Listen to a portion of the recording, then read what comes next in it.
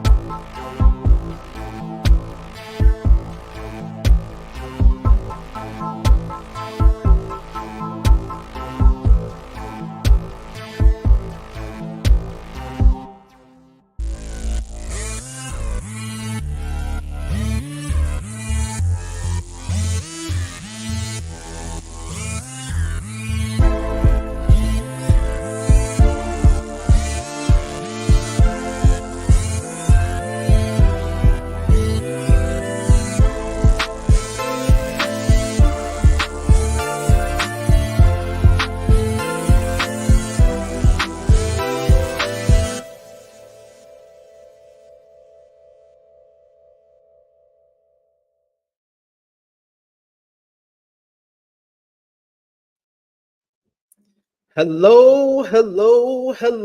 It is me, your True Hill Phenom, SP3. We are live on the True Hill Heat YouTube, Facebook, and Twitter for AEWramble episode 111. I'm taking everything. Take that as you will. Someone said it on this show, or it could mean for Triple H, as we will discuss last night's AEW Dynamite, as well as the big news coming out of AEW Dynamite. Jade Cargill possibly leaving AEW to jump over to WWE. As always, here on Thursdays, 1:05 p.m. Eastern Time to review AEW Dynamite. I am joined by the man of 51,000 subscribers. You go to him for your TV and movie reviews, as well as your honest criticisms of Tony Khan. He is Jimmy Macram. There's a bunch of them. He's not good at anything, apparently. He's not good at counting attendance, apparently. He's not good at booking. We know that for facts. He's good at talent acquisition, but not at keeping it. Oh, man. Come on, man. You gotta be good at something, though. Yeah, that's he's not good at talking to interviewers. He's not good at talent retention. Yeah, that's a good one. There you go. Helping you out here. Stinks. Hey, the show was good, in my opinion, but we're Of course, Jimmy Macram has a problem with it, and that's why you come here every Thursday, 1:05 p.m. Eastern Time. So remember to hit that like button. We appreciate y'all for joining us live. We appreciate y'all if you're watching us on demand. Remember to hit that subscribe button if you haven't already, as we make our march to 10,000 subscribers, and of course, share with your friends, family, all those folks on your social medias, whether that's Facebook, X, TikTok, Instagram, however you may. Stop it. Twitter, X. I mean, there you go. We refuse. We're not calling it X. It's a family channel. I mean, X going to give it to you. I thought it was a tribute to DMX. No? I'm sure it was. No? Okay.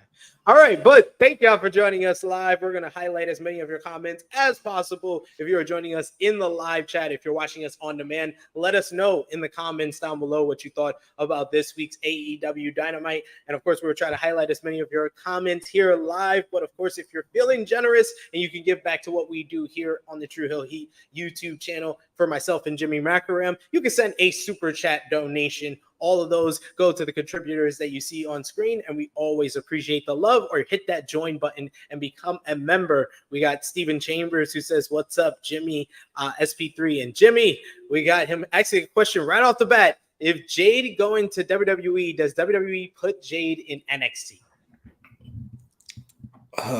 They may want to, because she could probably use a bit of polish, but no.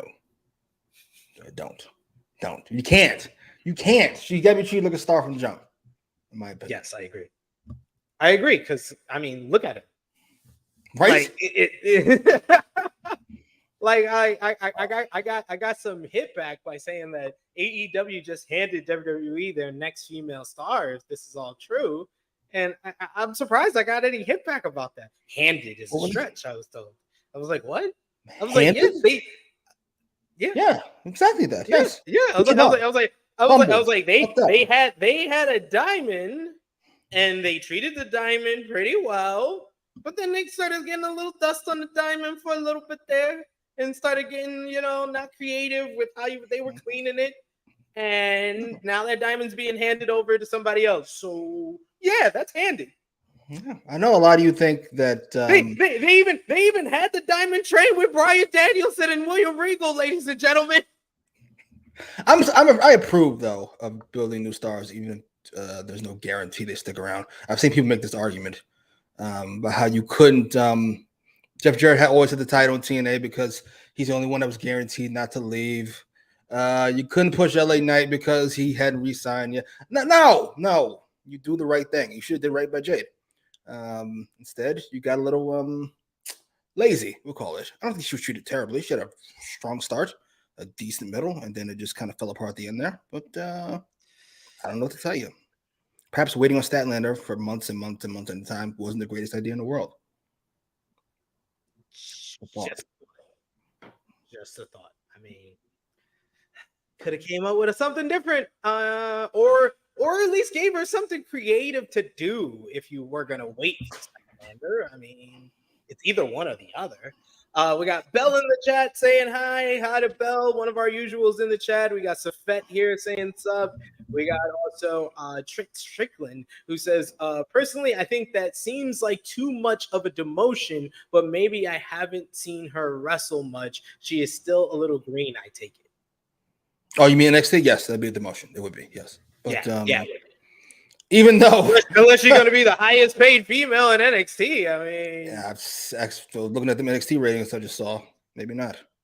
Holy shit! I mean, we're going to see at 4:00, ladies and gentlemen, because I saw those NXT ratings. I was like, oh my god, is NXT going to be? Is Becky the biggest draw not named Roman? Is NXT going to be AEW for the first time since December 2019? And once again, it's because of the females, because they have a better women's division there. Talk to him. And then one of the biggest stars that AEW has groomed, it's a female star for them for the future, is now going to jump over to WWE. This is like a big indictment on the AEW. Yeah, it hasn't been a great week. Like, even if there's like an NDA and we never hear a word from Jade, like we have to kind of, just from the kind of the third party from the outside looking in, you have to think that the booking of the women's division has a part if she's leaving AEW to go to WWE. Absolutely. I have two questions. Two statements. One, I managed to check out the last couple of weeks of NXT, and I think it's my favorite thing in wrestling. Sorry, it just is. It's so over the top. I'm here for all of it. And it's great wrestling. This week with Ilya Dragunov and Wesley was great. Okay, if you say so. I know you don't enjoy great wrestling. I enjoy it, but not as a substitute. If that makes any sense. I'm not. Why? If I order a steak, why are you saying as they have great wrestling? If I order a steak, I'm gonna put my nose up to that. If I order a steak and you bring me fries, and I go, "Where's my steak?" You go, "Dude, these are the greatest fries." I don't give a fuck. Where's my thing I ordered? I want entertainment. Wrestling is just a side. No offense. You wrestling. So what's your favorite thing about NXT? Murder. That someone got murdered 2 weeks ago with the steel. I was like, yo, what is going on? This is so over the top. Motherfuckers talking like they just watched. That's so ridiculous. Shawn Michaels the best booker in America. Michael Hickenbottom. We call him by his government now. My question was, is Becky the biggest draw not named Roman Reigns? In wrestling? WWE wrestling, however you want to take it. Yeah, in WWE, I would say yeah, definitely.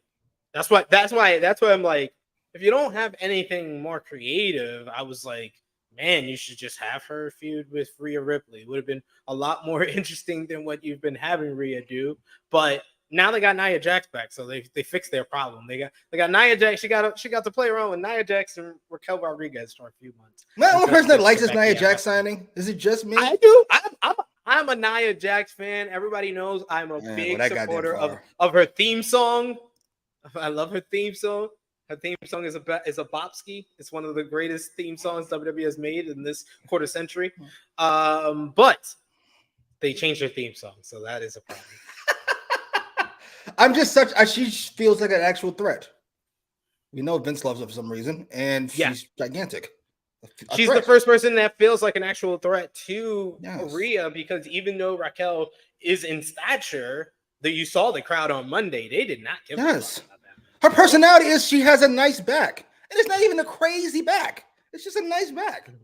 Just a nice back, muscular back. You see the muscles in her back. See, that is the problem, but that is the thing that I just be like, man, they're just gonna be like, Jade, she has muscles. She is muscular. Like that. That's what I think is gonna happen with Jade. And I don't know. It can go either way, but I think I'm always for the performers, and it's gonna be a huge payday to her going to WWE. So and Jade has got personality. She got a lot of personality. Yes, so she'll be fine. We got Frantic Girl who says congrats to Jade Cargill. If she going to WWE, and it's good for wrestlers to go to different wrestling companies to get better. Yeah, I'm all for it. I grew up in the 90s. You know, the greatest things that was for me growing up in the 90s is turning back and forth and seeing people jump back and forth. Is seeing Lex Luger appear on the debut of Nitro. Seeing Medusa show up and throw the WWF Women's Championship into the trash. These are some of the greatest memories that I remember of the Monday Night Wars and growing up watching wrestling. So I'm totally fine. And I said it on Twitter earlier today. I was like, I won't front. I think I like a lot more of the potential matches on the table for Jade Cargill and WWE than I do for any of the matches that were left on the table. Once again, we have another thing that is an issue being brought up by a lot of AEW fans and fans in general, is that Tony Khan has a very overprotective booking, which has led to money matchups being left on the table for guys like Cody, whether it's him versus Moxley, him versus Hangman, him versus Kenny, him versus Punk. All the list goes on. Punk himself, him versus Kenny, the CMFTR versus the Elite feud, MJF third matchup. And now you got Jade Cargill with Dr. Britt Baker, DMD. That never happened. Her versus Thunder Rosa again. Her versus Toni Storm for the first time. Her versus Saraya.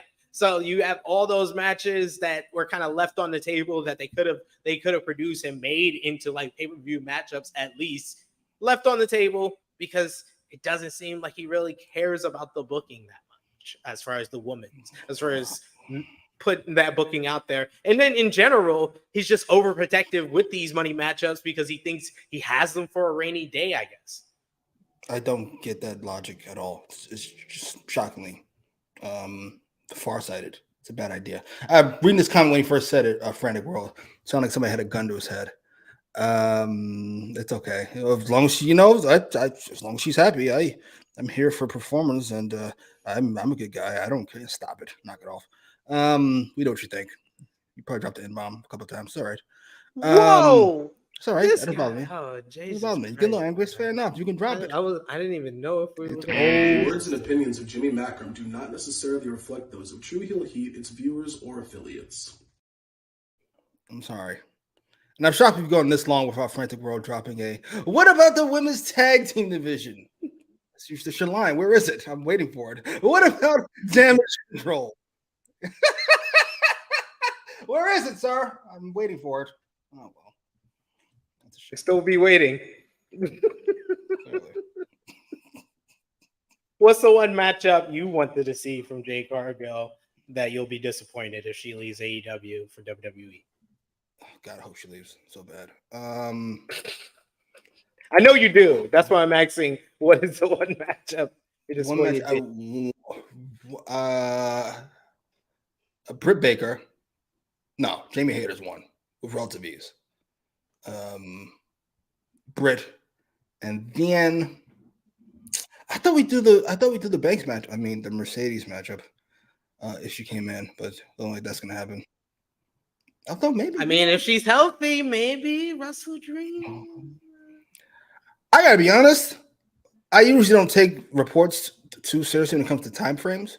But when they said her contract might be up this week, and I saw they did the Statlander match on Rampage, I went, might be on to something, because I was shocked when I read that. What? Mm-hmm. Ooh, awesome. When they show that graphic, I'll get to it when we I'll just show it now. We might as well, because we're already knee deep in this conversation here. But yeah, they went over her return on Collision that happened on Saturday, that we discussed on Collision Discourse, and then they basically show a graphic that says Jade Cargill versus Chris Statlander this Friday on Rampage, and everybody's just like, "Well, what?" Like, wouldn't you? I was like, wouldn't that be like? I thought y'all were doing that at Grand Slam the soonest. I thought that was the fastest y'all were gonna do that. So I was just like, okay, all right, that's strange. Yeah. And then I wake up. I went to sleep early, so I woke up to all the news alerts of Jade Cargill leaving AEW for WWE, as reported by Fightful Select. They say her contract is up. She's finishing up with AEW, and many in AEW and WWE believe that she is making the move over to the company. She has to be. Or at least Tony Khan thinks she is. There's no reason to book this match on fucking Rampage otherwise. Yeah. You gotta have Statlander go over clean, right? And I'm real clean. Not like that horse shit they did last time clean. Yeah. I think that's the only reason she even came back to do it. I would think that she would have just finished up. But I guess she wants to do business the right way, and she wants to really put over Statlander before she finished with AEW. Props to her. Yeah. Big Heroes Chris is absolutely right. If NXT beats AEW, Twitter will be in shambles. It's going to be ridiculous today. That's so weird. Well, I find AEW fans more despicable in a vacuum. I do find W fans to be rooting for like the favorite. It's so weird. It's like you're rooting for the it's weird. It's weird. But act like they're rooting for an underdog. They still act like it's like like it's like 1997 or some shit. Like we did it. You should have. I told you. It's like, well, yeah, been doing it. It's been 20 years. Yeah. Been doing You're not the underdog. It's like when the Yankees were still acting like they were the underdog. Yeah, it's weird. It's so weird. Joseph said with it saying, I read that NXT's 8-minute overrun had over 1 million viewers. Yes, it did. Indeed. It did. People watched. They made a star last night. Well, Becky Lynch. I mean, Tiffany Stratton, she stepped into the moment for sure. Yes, for sure. And she looks like a star. Absolutely, she's a Charlotte clone. I think maybe more athletic though. I mean, yes. Don't say anything. Charlotte's like a wrestler. Yes. Very athletic for a wrestler. What does that mean? I was gonna go someplace else, but he's a former gymnast. Yeah. Right. Like, okay, but like compared to the black gymnast, like, would you say she's particularly athletic? Just a question. I don't know. I'm asking a question. I mean, are you trying to say that black people are more athletic than white people? I love that. If I did, would that be my fault or slavery's fault? The words and opinions of Jimmy Macram do not necessarily reflect those of True Heel Heat, its viewers, or affiliates. Listen, you put motherfuckers into the field for 16 hours a day. Rain, sleet, snow, sunshine. Fucking whip them, beat them. Fucking, what do you call that? Breed them. And then it's my fault for saying what the fuck you did for hundreds of years? It's not my fault. I didn't do it.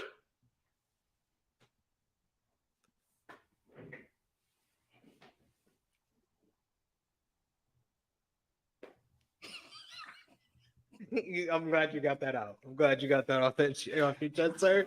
Bell's saying, honestly, Jade may be more of a fit for WWE than AEW. To be honest with you, she has that kind of aura, though I am now wondering if TK is having a free-for-all sale.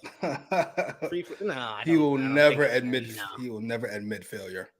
And I don't think AEW is a failure, even with all these losses they've been taking. Yeah, they have another. Because it's worth $2 billion right now, so it's not a failure. Though I clicked on some of those links Meltzer had, it just kind of led me in a gigantic circle of more links. It was like, where's the actual report, sir? Nowhere to be found. Oh well. But yeah, like you got at least another 3-year running. Yeah, we'll see where we end up in 3 months, 2 years rather. Yeah. Big Man Dog saying AEW barely does any matchups with unpredictable outcomes. Thank you. Obviously, fucking egregious. Yeah.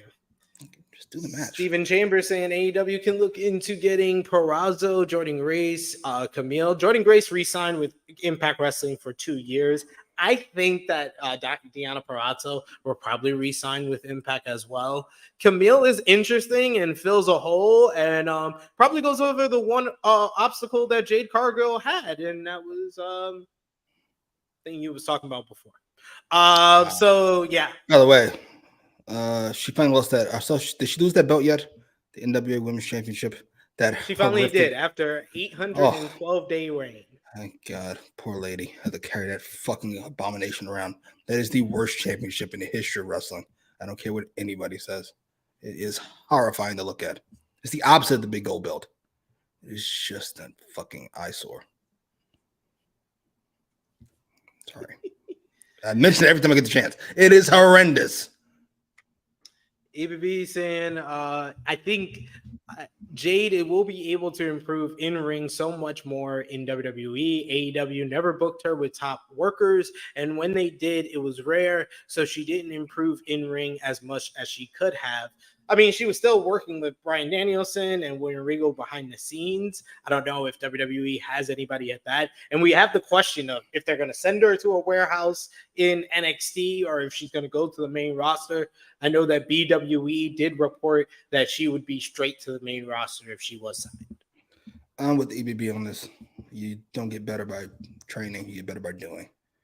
I think she had one feud with Thunder Rosa, and we'll call it that, to be like nice about it. Other than that, was she the inferior worker in any of her feuds? I can't even think of one where she was like, "Oh, Jade's not better than fucking Red Velvet or Anna Jay or any of these other people." Why is Jade the better worker in all these matches? That's not how this is supposed to work. Yeah, it was like that most of the time. You're all right. Maybe it gets like Nyla Rose, and I mean, she was on the same level as Anna Jay and Ty Conti for that much. Oh, Jesus! Please, yeah, get as far as working in the ring. Ninja Ward is saying, should TK hire Ric Flair, dust of the knee pads, go down, strap him up, and promise him the world to try to get his wife over? And could it work as she's older? Who's his wife? I guess he's talking about his daughter, Ric Flair's daughter. Oh, Jesus. What? Right? You have a stroke over there? First of all, it's always Rick with just a C. Yeah. Show with the K back in the fucking 80s, but it's Rick with a C. Always. Look at this guy. Oh, Andrade. Oh, no.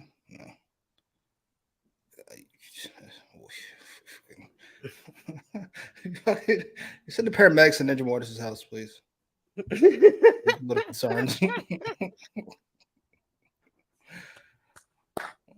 I mean, yes. Erica, all Triple H really, I mean, all Shawn Michaels really teaches them is how to emote. You see that with Adam Cole, which he's really good at. He teaches them how to do their facial expressions. I haven't seen him teach anybody how to like wrestle as far as like the overall game, but he makes them improve as far as like their selling and sometimes their facial expressions, which makes them better as a performer overall. Fair enough. I'm down. We also got Will Chisholm that says we know WWE ready to do Jade versus Bianca. Man, it's gonna be like Black Panther opened again when Bianca Belair versus Jade Cargill. I saw Twitter was losing their fucking minds over this match. Like, Jesus fucking Christ, stop it. Like, I like Jade, but like, stop it. Stop. That's a bit over her skis right now. No you gonna see fans come to WrestleMania for Jade Cargill versus Bianca Belair in fucking dashikis.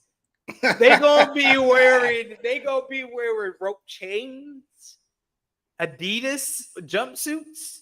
It's gonna be like, it's gonna be like BT Awards, Soul Train Awards in the 90s. It's gonna be like Wakanda forever. Jay's not there yet. No offense. Hey, yeah, that's Bianca. We're 5 years. I give you. I think they do that matchup at a WrestleMania within the next 5 years, if she jumps. In the next 5 years.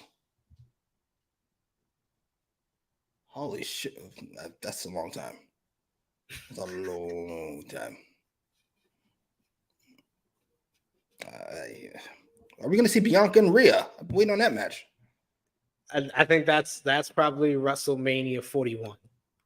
See, while he's not as bad as TK as far as holding off on matches, he does hold off for quite a bit. Triple H. He does. He should have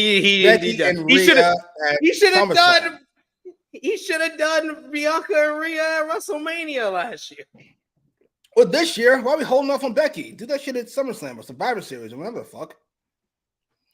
Fuck. I mean, TK. We got Charlotte and Bianca. What? We need an intervention. We need an intervention on them being able to stop doing overprotective booking and stop dragging shit out, and also booking the women's divisions better. Because with the level of talent WWE has, their women's division is not as. There should be a wider gap, honestly, between WWE and AEW. That's your cue, Frantic World. If you don't say it now, you'll never get the chance. What about damage control? He's like the women's tag team division. He's like, the real difference is the women's tag team title. All right, let's actually get into AEW Dynamite finally, Jimmy. You have anything else? Do you want to talk about Seth Rollins being number one in the PWI 500? No. Put the belt on Gunther and let's move on with life, please. Yes. I agree. Yes, Gunther setting the record for Intercontinental Champion. We finally have a new Intercontinental Champion in our lifetime. We've lived with Honky Tonk Man for our whole entire lifetime. Jerry Lawler is his cousin, and Jerry Lawler hates his guts. And if you make Jerry Lawler the good guy in any conversation, you're probably a piece of shit. That says it all. I mean, what else do you need to hear? This is the type of content that we do every week here on AEWramble. So that is why you should hit the subscribe button if you haven't already. But yes, let's get into AEW Dynamite, which last night was from Cincinnati, Ohio. What did you think about the crowd last night for AEW Dynamite? They were loud. I think they might have been poorly mic'd, though. It felt weird. Yeah. I felt like there's more movement than noise. Like I see him moving and clapping. It should be louder than it is. But then again, it's AEW. It's probably only fucking 5 people in the crowd. Jesus Christ. You've seen those attendance fucking things. I know you've seen them. You're on the internet way more than me. I know you've seen them. So you want to talk about that too? You want to talk about the turnstile count for AEW All In being 72,000 instead of 81,000? I didn't care when it was 81. I didn't care when it was 72. I don't care when we thought it was 50. I make no money off their attendance, so I don't particularly care. Makes Tony Khan a liar, which I approve of. Another fucking negative notch in his belt. No, I don't care. Talking about the attendance for the live crowds, like fucking the Dynamites and the fucking Collisions. It's just shit looks rough. Well, it happens. It happens every week. It happens every week. But we all keep avoiding it because they do a big thing that makes us forget the last thing they did. But what about fucking 81,000? And then look, a few weeks from now, We'll be like, oh man, AEW's in trouble. Oh, but look, it's Edge. And then we'll forget about that. And be the but look, it's Mercedes. It's a smoke flare. Yeah, you folks can't focus on anything. At least you're not like certain outlets that said that AEW is in a full-blown crisis right now. You're somewhere in the middle. Yeah, you address Dynamite Radio is. You address the problems at hand. See, this is why we're a perfect balance. We address the problems at hand for two different promotions that we probably shouldn't, because we would probably get a lot more opportunities if we did.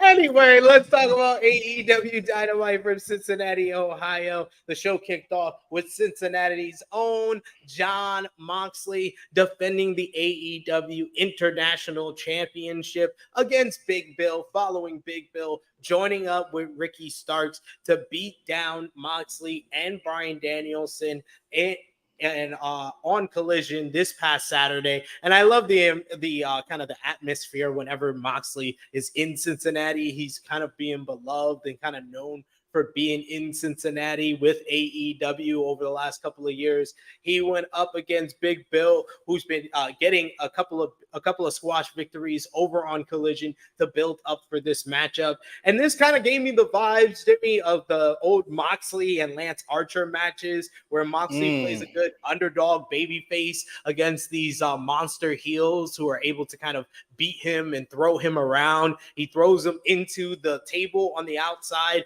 near the floor, and we come back to Moxley just bleeding. They're fighting on the floor. He comes back. We come back from commercial, and Moxley just buffed it open out of nowhere. It was ridiculous. I was like, what the hell happened? So they keep fighting. Ricky Starks on the outside. He gets involved, knocking Moxley off the top rope behind the referee's back. Then he pretends like he got hit, which led to Bryan Danielson coming out and attacking him and brawling with Ricky Starks on the outside. He's thrown into the steel steps into his hurt arm. The fight continues with Moxley finally making Big Bill submit with a triangle choke while Bryan is holding on to Ricky on the outside. After the matchup, Big Bill and Ricky Starks attack the Blackpool Combat Club until Claudio Castagnoli comes out and makes the save. We then get the announcement that Jon Moxley will defend the AEW International Championship against Rey Fenix next week at Grand Slam. Later on, we get an interview with the Blackpool Combat Club where Bryan Danielson challenges Ricky Starks and Big Bill to a tag team matchup this Saturday on Collision with himself and Claudio Castagnoli. They also talk about how both of Claudio and Moxley have big matches for Grand Slam next week, with Moxley defending the International Championship for the fourth time in 2 weeks next week at Grand Slam against Rey Fenix, the man he took out, while Claudio Castagnoli will face his career rival, Eddie Kingston. This leads to Rey Fenix coming in, saying he's going to take the title. Officials come in to separate the two. Then we get Eddie Kingston, who just comes in and stares down with Claudio Castagnoli, who tells him 1 week and then cackles before walking away. This sets the stage for two huge title matchups on next week's AEW Dynamite Grand Slam. You got Claudio Castagnoli versus Eddie Kingston, title for the Ring of Honor World Championship and New Japan Strong Openweight Championships, as well as Rey Fenix challenging Jon Moxley for the AEW International Championship. What did you think about Moxley versus Big Bill, the post-match, and next week's matches? I can't believe this, but once we were about halfway done with this match, my first thought was I kind of miss Orange Cassidy. Wow, I'm done. Will you stop? Stop.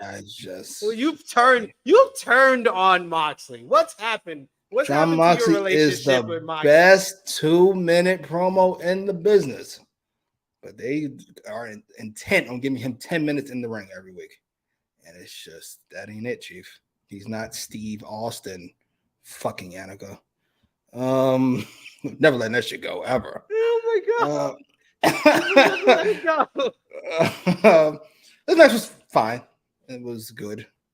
good. I'll go good even. I like Big Bill in the ring. And Moxley's serviceable. He's serviceable enough to where he rises to the level of his competition. He's not good or great, as you all seem to think or thought before you were corrected by common sense. Oh, but he had a great match with Omega. Oh, wait a minute. He had a great match with Dragon. Oh, wait a minute. He had a great match with Hangman. Oh, how did he do? He had a great match with Brett. How did he do it? I don't know. So we're just talking about in-ring. We're just talking about in-ring, not overall package. No, in-ring. He's fine. He's good. See? Good. Where are we getting good from? He's good. Where are He's good. He's a good worker. He's a good worker. Give me a comparison. Give me another good worker, like on his level. Of what, like a good brawler? Good anybody. Like somebody who, like, if you say he's a B, give me another B, so I know what you think a B is. So you want me to put? You want to? So you're just telling me that I'm calling him a B player. Whatever letter you're calling him, give me another guy at that level. I would say he's on the level in ring right now of Kevin Owens. I haven't seen Owens in forever, so he must have lost several steps. He's not that guy. He's not the Kevin Steen I remember. He's better than Steen is better than fucking Jon Moxley. Sorry to break the news to you. This match was fine. The post match was fine.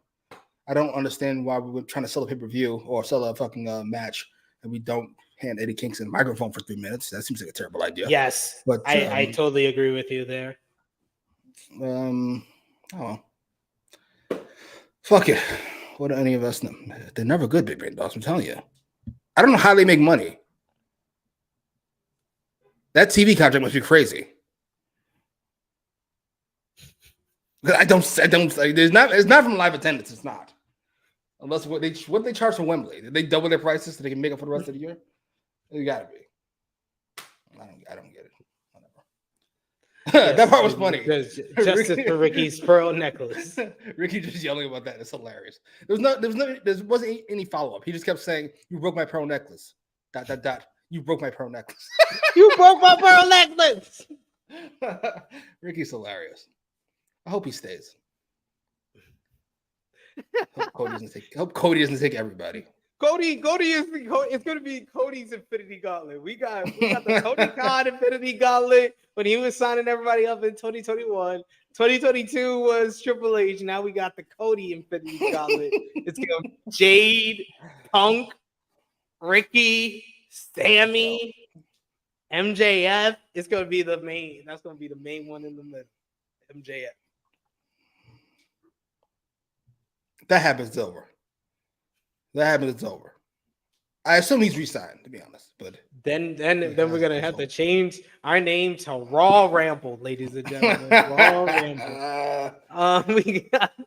We got Trey Jones. It says, "I need Eddie to beat Claudio." Absolutely. I would have even taken like a pre-tape promo, promo, like the thing we got on Collision. The thing we got on Collision was great. Play it on here, or do something similar. You say so. I couldn't tell you what happened on Collision. Outside of you didn't tell the people that you're no longer. Let me give you. I'm going to give you the spotlight because you have a lot of explaining to do. And Jimmy Macram is, ladies and gentlemen, right now to all of you, 43 people watching. We should have 43 thumbs up. Don't forget to do that. Let the people know how you are no longer a collider. A collider. I don't know about that word. That feels weird. But no, I don't watch Collision anymore. They got rid of CM Punk, which means they don't care about the show. Fair enough. I don't watch. Why would I? I was here for CM Punk and company. It's like, how do I put this? I was trying to think of an NBA team right now. Oh, the Bulls work perfectly. Once Michael Jordan left the Bulls, that didn't stop the Bulls from being a good team, but they were no longer a juggernaut. I no longer care about watching Collision. Everybody else moves up the notch, but I'm out. They have a better commentary team. They have a fantastic Dragon is great. I love Ricky Starks. I love Willow in more ways than one. But no Punk, no me. Sorry. Annika, Hangman. I'm sorry, I got distracted. Hangman as a comp for Moxley? Are you out of your fucking mind? Hangman's an actual B. Unlike Sid's B. Hangman's an actual B. Moxley's like a C. Hangman is not a B. Hangman is a full B plus A minus. Hangman is a full letter grade above Moxley. Yeah, that's what I'm giving. That's what I said. If Moxley's a B, then Hangman's an A. But Hangman's not an A. Moxley's not a B. Hangman is a B plus. Hangman's a B plus. A minus. Hangman's B plus, and then Moxley's a C plus. That math works, yes. Why can't it be 3/4 more? Why can't it be 3/4 more? C plus is an acceptable grade. If you that's a 78. Oh, 78. They're ridiculous. So yeah, Annika did say Hangman was her comparison to outrageous. We got Cortine who says, why does Eddie hate Claudio so much? See, you're another person who doesn't watch Collision. They explained that on Collision during the sit-down interview. Eddie explained how Claudio Castagnoli didn't do business with him. He was supposed to lose to him and pass the torch before he left Chikara in the independents before signing with WWE. And Eddie basically accused him of flying like a thief in the night and just leaving him behind without doing business. And he went to the land of Maple Leaf, so he's held resentment against him ever since. And that's why he needs to beat him in New York City. Jesus, I hate that.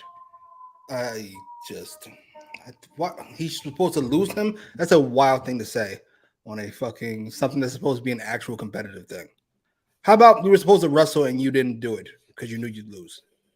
How about that? Instead of you were supposed to lose to me in this. Well, no, he didn't say lose to me. He said you didn't do business with me. Fair enough. That's solid. Yeah. I'll take it. You went to the land of Maple Leaf. It's great. Indeed. I was telling you what he said, but also explaining it for those who don't know the lingo. So the lingo. The Punk takes care of his friends and fans. Yes, Frantic World. Yes, but here's what you have to understand. You're out of your fucking mind. An A minus overall, maybe. I'm going to get distracted by too many people. An A minus overall. The words and opinions of Jimmy Macram do not necessarily reflect those of True Heel Heat, its viewers, or affiliates. Overall, I'm going to give it to you. He's an A fucking personality. He's an A promo. And he's blah, blah, blah, blah, blah. C plus wrestler. A minus is a wrestler. You're outside of your fucking skull. So the best ever, Dragon's an A plus, because that's as high as you can fucking get. And Moxley's an A minus. Are you outside of your fucking mind? Fuck. This is how Jimmy's gonna talk to his future kids. Outside of y'all.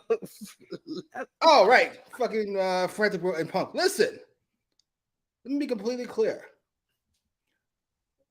Because my philosophy is exactly the same.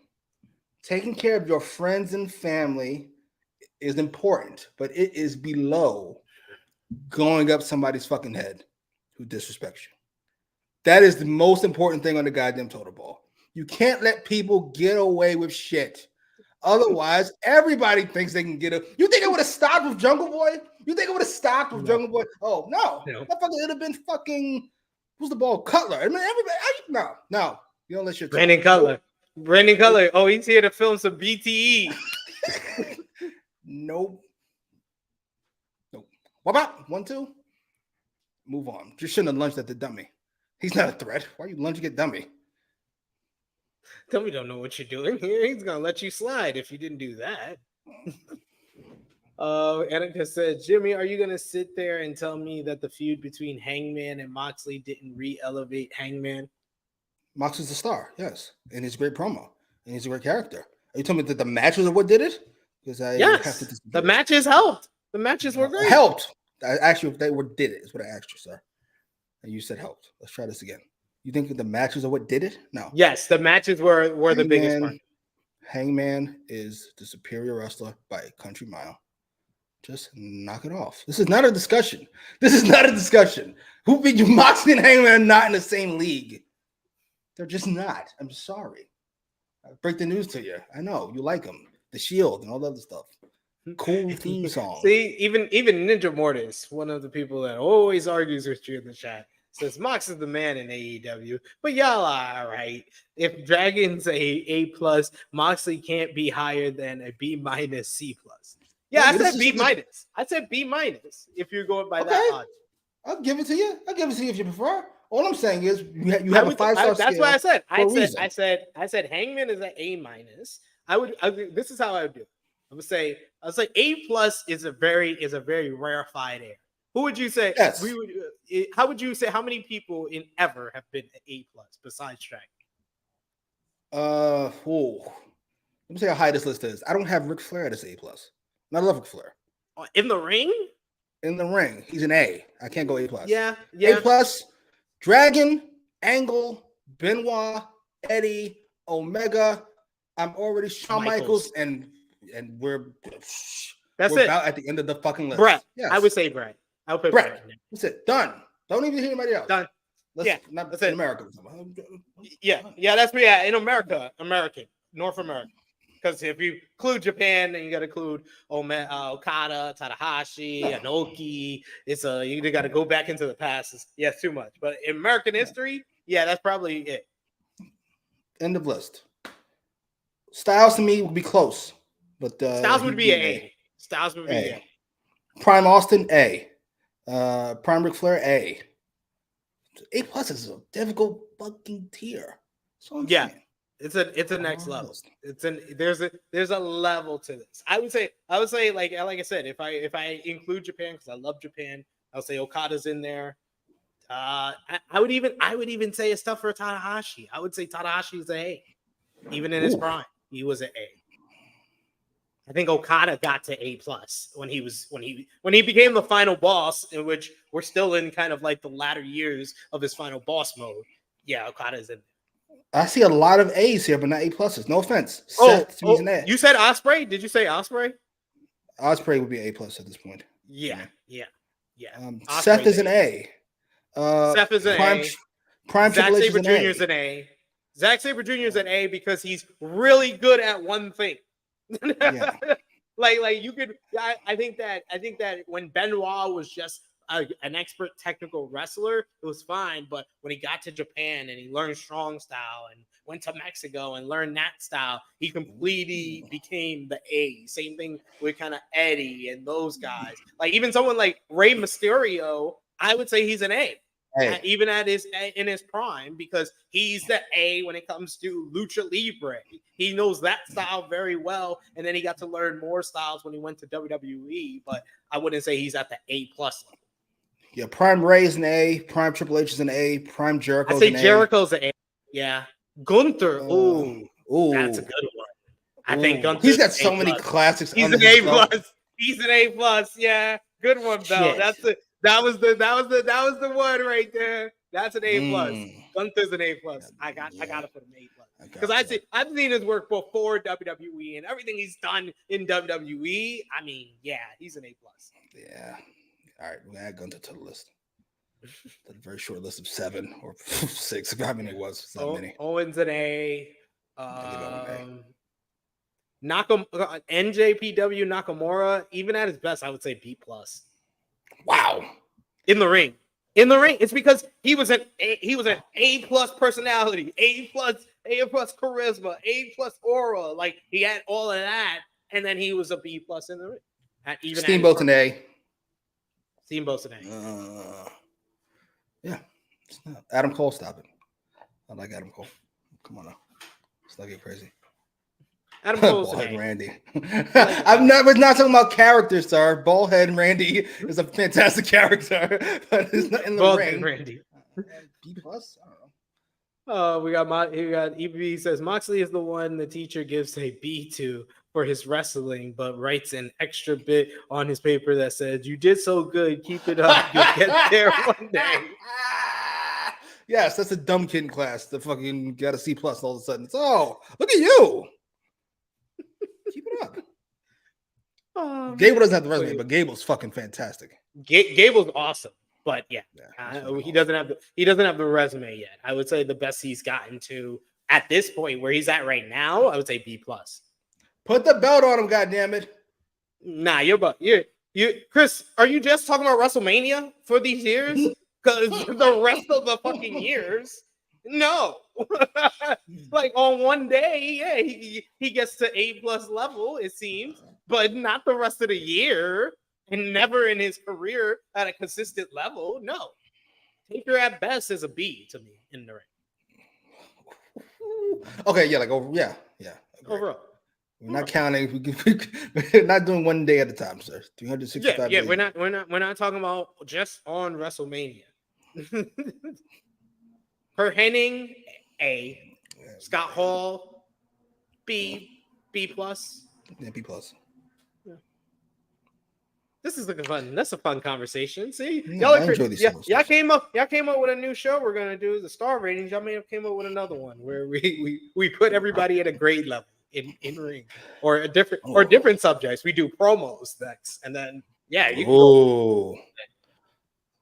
Oh my God. Nice. A whole bunch of questions. All right, I'm getting distracted. Hey, ABB. What's up, Prime Triple H? 99 through 01? Hey. Yeah, 99 through 01. Yeah, Triple H was he was an A. Macho Man. Macho. Yeah, A. Macho's an A. 100% Macho's A. I agree. Trent, I don't see it with Scott Hall. A minus at least. When? Like maybe I love Scott Hall.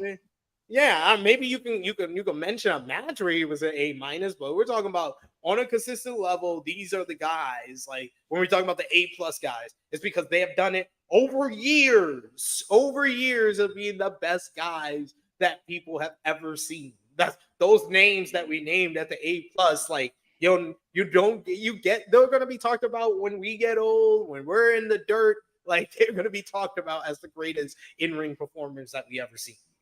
See, Trent, you just keep saying and a character. I'm not counting character. I don't care. Not saying I don't care. In this conversation, just talking about in the ring. Cena, I think he got to B plus in the ring. Agreed. I see a lot of people losing their fucking minds. But look at all the moves he did. Like, not well, though. No offense. No offense. EBB. Oh, and now Bell's presenting women. EO's an A plus. I'm sorry. EO's an A plus because this girl. EO's an A plus. You put her and Benoit together, we don't notice the difference. Absolutely. We put her and Kurt Angle together, we don't notice the difference. Put her and Shawn Michaels together, we don't notice the difference. That's all I'm saying. I'm asking a question. So you say I'm not sexist. Okay. Same scale for everybody. This is all right. Same scale for everybody. Name the A plus woman. Why do I have to name the A plus woman? You put me to make me feel like the bad guy. I don't want to be the bad guy. Don't do it to me. I don't want to be the bad guy. I know it's gonna be one name for you. I know you're only gonna name one name, probably. Mercedes Moné. I know it's just Mercedes Moné to you and nothing else. But it's Mercedes Moné. I would say Io Sky, Mayu Iwatani, Miami Toyota. Trying to think who else. I want to say Bull Nagano, but I know that WWF run wasn't what it should have been, or his WCW run because she only showed up for a few shows. But yeah, those would be the four that cut. Charlotte Flair, A plus. This is like I don't want to be the bad guy. I don't want to be Julia A plus. I haven't seen enough Julia to rank her, but no offense. No. Just no. I'm sorry. Just no. It's not, it's not sexist because we didn't name any black people in the fucking A plus. We're not racist, right? No, it is what it is. The Rock at best is a B plus in the ring. Yeah, we're being very generous with The Rock, yes. I think his ability to sell is top notch ever. I'm sorry. Yeah, okay, that's one part. What about all the other parts? How about the ability to facial expressions? Immediately drop to you drop a full letter ability to do the sharpshooter. Yeah, you keep doing the sharpshooter. Goes down to 0. Next week, let's go back to the actual show. Y'all can keep going. Send a super chat donation, please, if you want us to rank your favorite wrestler, or if you want as far as in-ring or promos, whatever you would like. Let us know in a super chat donation. Any dollar amount will matter. But let's talk about the rest of the show. You had Roddy Strong getting interviewed by Renee Paquette ahead of the main event, the Grand Slam tournament finals. Adam Cole interrupts, and he Adam Cole interrupts and warns Roddy of what might happen with his injured neck. And Roddy says, "Oh, that's cool. Now you care about my neck health." He says, he was like, "Now you care." He said, or he's gonna show Cole exactly what he said he's gonna do. He's gonna beat Joe. He's then gonna beat Max, what he couldn't do, and win the AEW World Championship because he's a wrestling legend. Any thoughts on Roddy and Cole here? I hate the AEW motherfuckers get interrupted during the interview, but whatever. This is fine. I like Roderick Strong's character. Like might be not strong enough. Love's probably close to it. I love Roderick Strong's character. The fact that they are on a constant guilt trip on Cole is the funniest thing. Like, Jesus. Like when your girlfriend's mad at you, it's just like everything you do is the worst thing. Like, oh Jesus. And this was fun. This was a nice day. We call it setup for things to come. Indeed. Next, we get highlights of Konosuke Takeshita pulling off 2 huge wins at All In and All Out, separated by just 7 days. And then we get Don Callis and Konosuke Takeshita coming down to the ring to brag about Konosuke Takeshita's wins. And here it is. We get Callis talking about how Takeshita is now the greatest of all time. And he says not just beating Kenny Omega isn't enough, that he beat him twice. And because of that, he said beating Kenny Omega, that makes you the ace. But beating Kenny Omega twice, that makes you the alpha. We get streamers. We get a new graphic calling Konosuke Takeshita the alpha. And he says he's a real alpha, not like Chris Jericho, who was an alpha for a while. But he says beating Kenny Omega isn't enough. He says we've beaten his body, but now we're going to beat his heart. So we talked about taking out a next target. Well, our next target is not just the former IWGP heavyweight champion. He is the embodiment of Kenny Omega's heart, his golden lover, Kota Ibushi. We see a painting with Don Callis and Konosuke Takeshita standing over a cowering Kota Ibushi, with Konosuke Takeshita about to stab him with a sword before Don Callis pulls out a screwdriver, and he says that not only will they beat they beat Kota Ibushi, but Kenny Omega will have to sit at home and watch it like the pathetic cock that he is. And then he stabs Kota Ibushi with the screwdriver.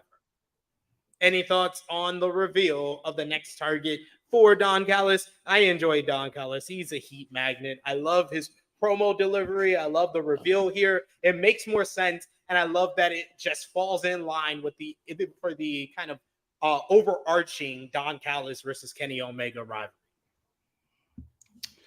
I am trying not to be greedy because me not being greedy has worked out relatively well.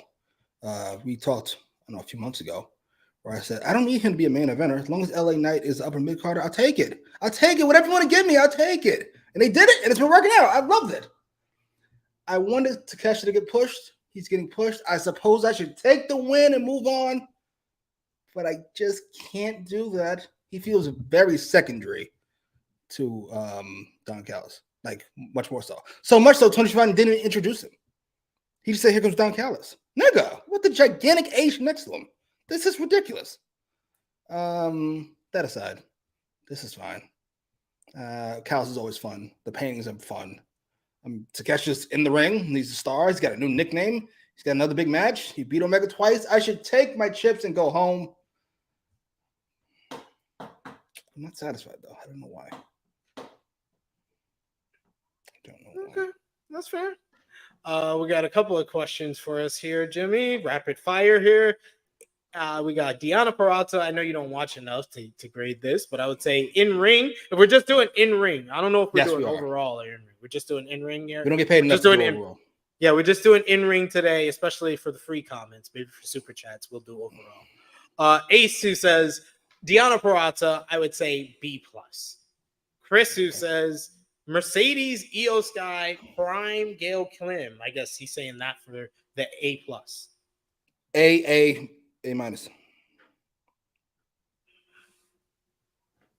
Sorry, Charlie. A+, A+, A-. I agree with you. Absolutely. We put them right next to. I agree. We put them right next to Kurt Angle. They look all exactly the same. Absolutely. Kenny Omega, Io Sky. I get confused sometimes. I do get confused, especially when she does a V trigger. Trey says Athena. I would say Athena in ring B+. I might go A-. I like her recent run. Yeah, the recent run is like an A-. I mean, overall, she's an A.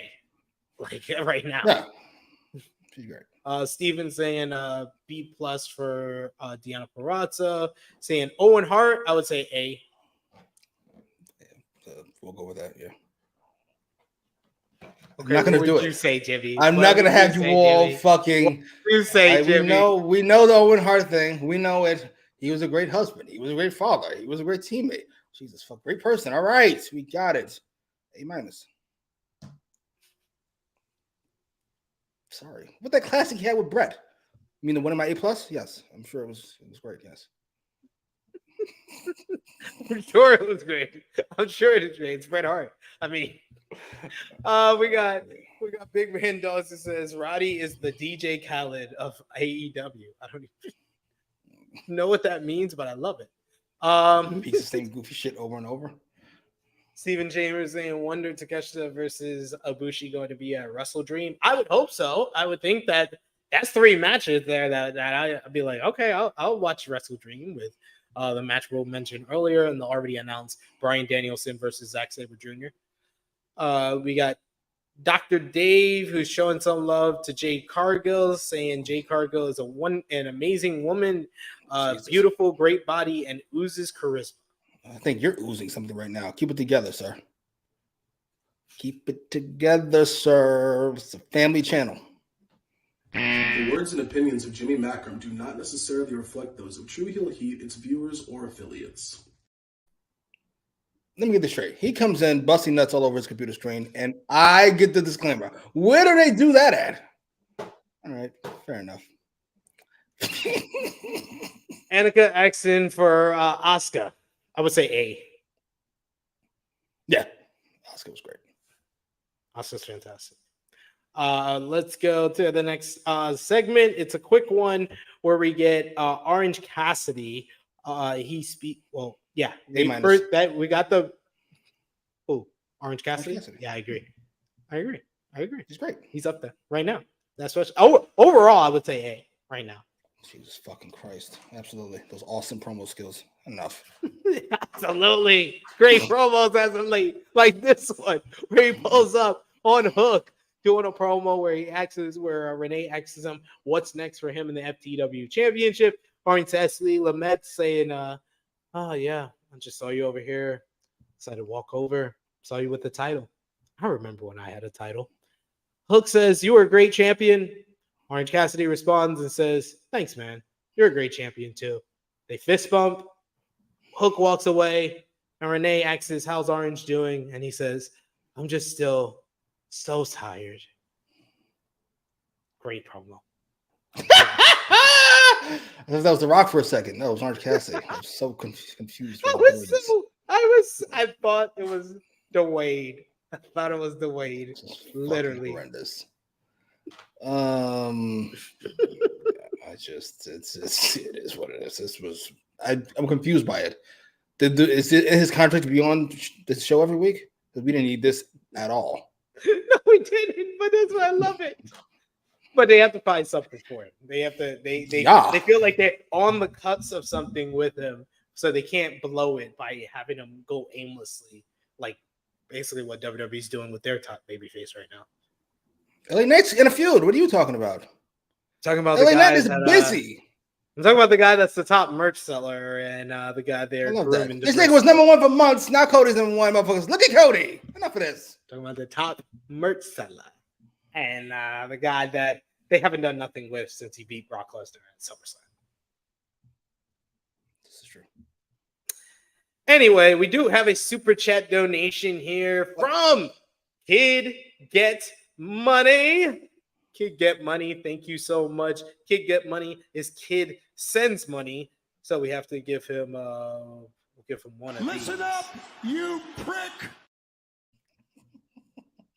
Kid Get Money saying, since we are giving out grades, I'm giving an A+ to the ass whooping the Jags are going to give to the Chiefs this weekend. Hashtag Duval. It was always the Jags. You might have a shot this time. I mean, the Chiefs looked rough without coming off that loss. Yeah, it's a rough one. No offense to the Lions.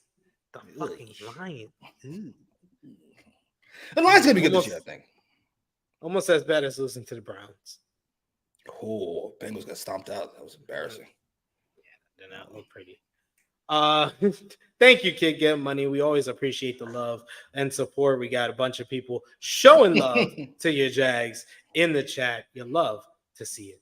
Love to see it. We got Trey Jones who says, every day I relate to OC more and more. I'm still so tired.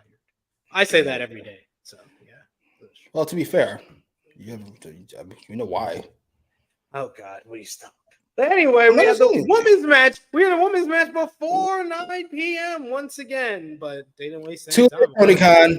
Jay's not staying no matter how early put the match on. It's over. We got the best character in wrestling today, Toni Storm here. We got Hikaru Shida, Nyla Rose, and Dr. Britt Baker. DMD. It's a four-way matchup. Yeah. When was Omega and Dragon? Was that 1 year ago? Omega and Dragon was 2021, 2 years ago. Jesus, time flies. Okay. I'm just wondering. Because compared to, I remember being in the crowd, obviously, for Britt main eventing against Ruby Soho. The pop she got that night was fantastic. Yeah. She got dead silence on fucking Wednesday. She got booed because they were in Cincinnati. They try to explain it as the Bengals are. She's the the Bengals are. Stop it. How about fucking? She's an awful babyface that didn't even turn babyface. They got forced babyface. We get all of that to build to the four-way match. It's an eliminator to determine who faces Saraya next week at AEW Grand Slam. I like Nyla Rose coming in here and just proving that she's the beast and throwing around a couple of the women. We had Hikaru Shida with a big dive to the outside. We come back from a commercial break and we see a beast bomb to Toni Storm. Shida and Baker go after Nyla to slow her down. Shida rolls Nyla up for a 2 before hitting her with the katana, but then Baker comes in and stomps Shida, but Storm comes in behind her, rolls her up for the 1, 2, 3. Toni Storm was hilarious during this matchup, just coming in, doing her Hollywood poses and putting her chin up, hips out, and watch for the shoe. She is just a great character, so over the top, and I love it. Following the matchup, we go immediately to Renee Paquette, who's with Saraya alongside Ruby Soho, who are asked about Toni Storm qualifying for next week. Saraya says things have changed in the last year, and now she's ready to beat Toni Storm next week. She says she's going back to Arthur Ashe, where it all started for her. And she said in the last year, her and the Outcast have gotten so close, but Toni Storm has changed. But the one thing that hasn't changed is that she loses. She lost that All In. She lost the AEW Women's World Championship, and she's going to lose again at Grand Slam. So next week, it's official. Saraya versus Toni Storm for the AEW Women's World Championship. What do you think about the four-way here and the promo by Saraya? I hate to start like a creep, but have you seen Toni Storm's legs? She's built like a fucking superhero. It's just ridiculous. Sorry. Yes. Yes, in fact, I have seen her legs. Yes, in fact. Yes. She got legs that don't belong on the rest of her body. Like you just like she got create a wrestler body. That's just shocking. Congratulations to Juice. Drugs do pay. The juice is loose indeed. Match was fine. Toni Storm was the highlight. I mean, That's not shocking. That character is fantastic. The whole Starlet pros is just hilarious. That twirl she's got, I don't know where that comes from, but that's fucking great. I don't know what you think with Tony. I don't know what you do with Tony because she's so great. You should probably put her over, but the character works best when it doesn't win. I don't know. I'm not mad either way. I mean, it's the first match. Sarah's probably going to win. But I wouldn't matter if she didn't. In fact, I'd approve if she didn't. More Tony Storm, please. I mean, I always said that Saraya got her moment. She didn't need to have a long run, so I'd be totally fine with her losing next week. Will she lose? I don't see Tony having her lose that fast. I just don't. Yeah, neither. Goddamn shame. If this was the TNT title, we'd feel totally different. We'd be like, yeah, it's gonna change. It's the TNT title, right? God damn it!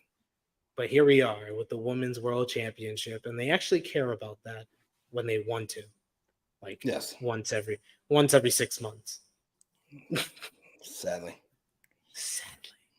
Well, we got a couple of comments I see here. We got Will Chisholm with a super chat donation, so we'll give him. Should we give him the same one, or should we give him something different, Jimmy? You got something different for him? That could be interesting. Okay. Thank you. Fuck you. Bye. I didn't remember that was Cornette's catchphrase. How awesome to do that in front of Dummy? That's great. So great. So great. Oh, we got Will Chisholm who says, I know we passed this, but outside the women, we see how y'all think AEW's women's locker room feel about their booking. P.S. That women's match lasted 6 minutes. 6.5 minutes. Oh, he's like, don't forget about the 30 seconds we had on top. Will Chisholm. How would I put this nicely? We always used to say the only 3 women matter in the women's locker room anyway. Jade, Baker, and Hayter. Hayter's not there. Jade is supposed to be not there. And that leaves Baker, who cannot be pleased about the treadmill she's been on. I can't imagine she's thrilled, but she keeps being on TV, so I guess not the worst thing in the goddamn world. The rest of the women, I think we got to add Tony Storm to that. No. What? No. I think so. He's been giving her consistent time. She's a 2-time women's champion. No, so what? She's just there. The thing that's working right now. Yeah. Don't speak, please. Tony's words, not mine. Khan's words, not mine. I love Tony Storm. They're not pleased. They can't be pleased. But beggars can't really be choosers. How many of them have an option? Would be my question to you. I mean, if they want to go up, you can argue the Impact Women's division is better, but it's not a promotion. Let's be completely clear. So less money, less people going to see you. Yes. So how many of them have an option to go to WWE if they wanted? I would say Baker. You don't say Baker? A year ago, 2 years ago, yeah, we could have the conversation, but I don't know. Is that rough? Is that rough right now? Yeah, it's that rough. Like, it's that rough. Jamie Hayter, maybe. Jamie Hayter. Could she go back? I think Tony could go back if she wanted to. I mean, assuming Triple H is in charge, yes. Yeah, let's take you back, even to put you in the garbage. I was like, with the we talked about it last week with the whole CM Punk. I was like, if it's Vince, it's 100% he's going back. If it's Triple H, it's 50-50 because Triple H will listen to people. Vince, he did what to who? I don't give a fuck. How much money can we make? Oh, we can make that much? Yeah, let's do it. Oh, right. Oh, fuck. Will Chisholm. I forgot about we got here a couple of comments. I see that we could feature or not. Okay, it's not scrolling up. Let me go here and then try it again. No, it's not showing. Okay. Well, we'll get back to that. Oh no, I see it now. We got Chris who says yes, Tony Storm wins. We also got Trey Jones who says Please have Tony win. Yeah, I feel the same dilemma as Jimmy, where I want Tony to win, but I know the best thing for her character is to keep losing and become more unhinged. It's so much fun. It's so much fun. I'm not sure which. And then eventually, when she's totally unhinged, she can win the title, and then she'll just be like a Academy Award winner and stuff. Like, it's gonna be great. I hope so. She's great. She's just getting further and further to that line. I love it. Love watching it happen. Hunker Down says Tony had that one promo. It rocked. She's had a few of those. Yeah, she's had a few. She had a few building up to this, but it was the last one on Collision where she finally came up with an actual catchphrase for this character as well. And I think that was the cherry on top, why everybody's kind of on board with it now. Chin up, tits out, and watch for the shoe. And then she we got Will Chisholm who says, Will Chisholm with another super chat donation. Thank you so much, Will Chisholm. Thank you, brother. With another one of these to give you for this. Thank you so much. We appreciate you, even though MJF doesn't. You don't know shit. Oh, I miss you, MJF. Will Chisholm saying, don't forget AEW want to do Saraya versus Mercedes Moné, so Tony will keep the title on her until Mercedes gets better. We just saw this with Jade. I forgot about that. I had forgotten their obsession with this fucking match. Because all you fucking losers. What about the story? It was Saraya that... Stop it. Who gives a fuck? She's not any good anymore. God damn it. What the fuck are we doing? You could do Mercedes and Jade. The words and opinions of Jimmy Macram do not necessarily reflect those of True Heel Heat, its viewers, or affiliates. It isn't. I'm sorry to break the news to you. the news your eyes apparently couldn't.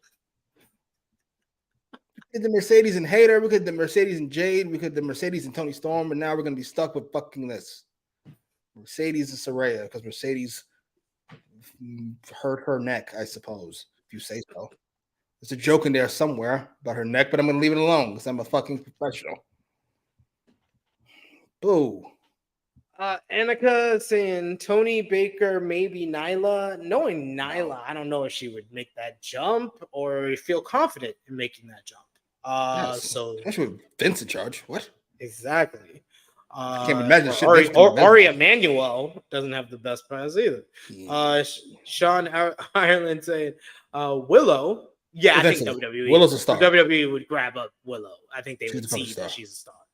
Athena has the option to go back, and especially what she's been doing now is like the perfect kind of being like advertisement. Like, look what I did with their fucking third brand, basically. Right? Impressive. When we first got here. We got Safed who says Britt Baker needs to take time off to fully heal up from the back injuries. We've been saying it for weeks. Yeah, if you remember, you said she was injured and she should take time off. I didn't even know she was injured. I wanted her to leave after she lost to Thunder Rosa. It was the perfect time. Fucking just leave. Take some time off. Revigorate Traveler. You're a babyface when you come back. Like, what are we doing? Oh, well. It's all worked out. Thank you so much, Will Chisholm, for those super chat donations. Always appreciate the love and support that y'all give us here on the channel every single week for AEWramble. Like I said before, always helps us out so much. But we got to continue talking about the show. Next, we went to what? The show. Why are you saying young? Oh God. Next, we had Chris Jericho and Sammy Guevara, the Sex Gods, come out for a promo ahead of their first ever one-on-one matchup next week at Dynamite Grand Slam. We had Jericho talk about how him and Sammy have been together since day one of AEW Dynamite. And he says that he prepared a video package sharing some of the highlights of their friendship and partnership. We get a video package. You get the nice music in the background. Then you get Jericho talking about how he saw Sammy Guevara and basically discovered him to bring him to AEW back after seeing the NWA 70th anniversary. Of course, I have to show highlights of the video package here like this. Look at this beautiful picture, beautiful portrait, and them watching.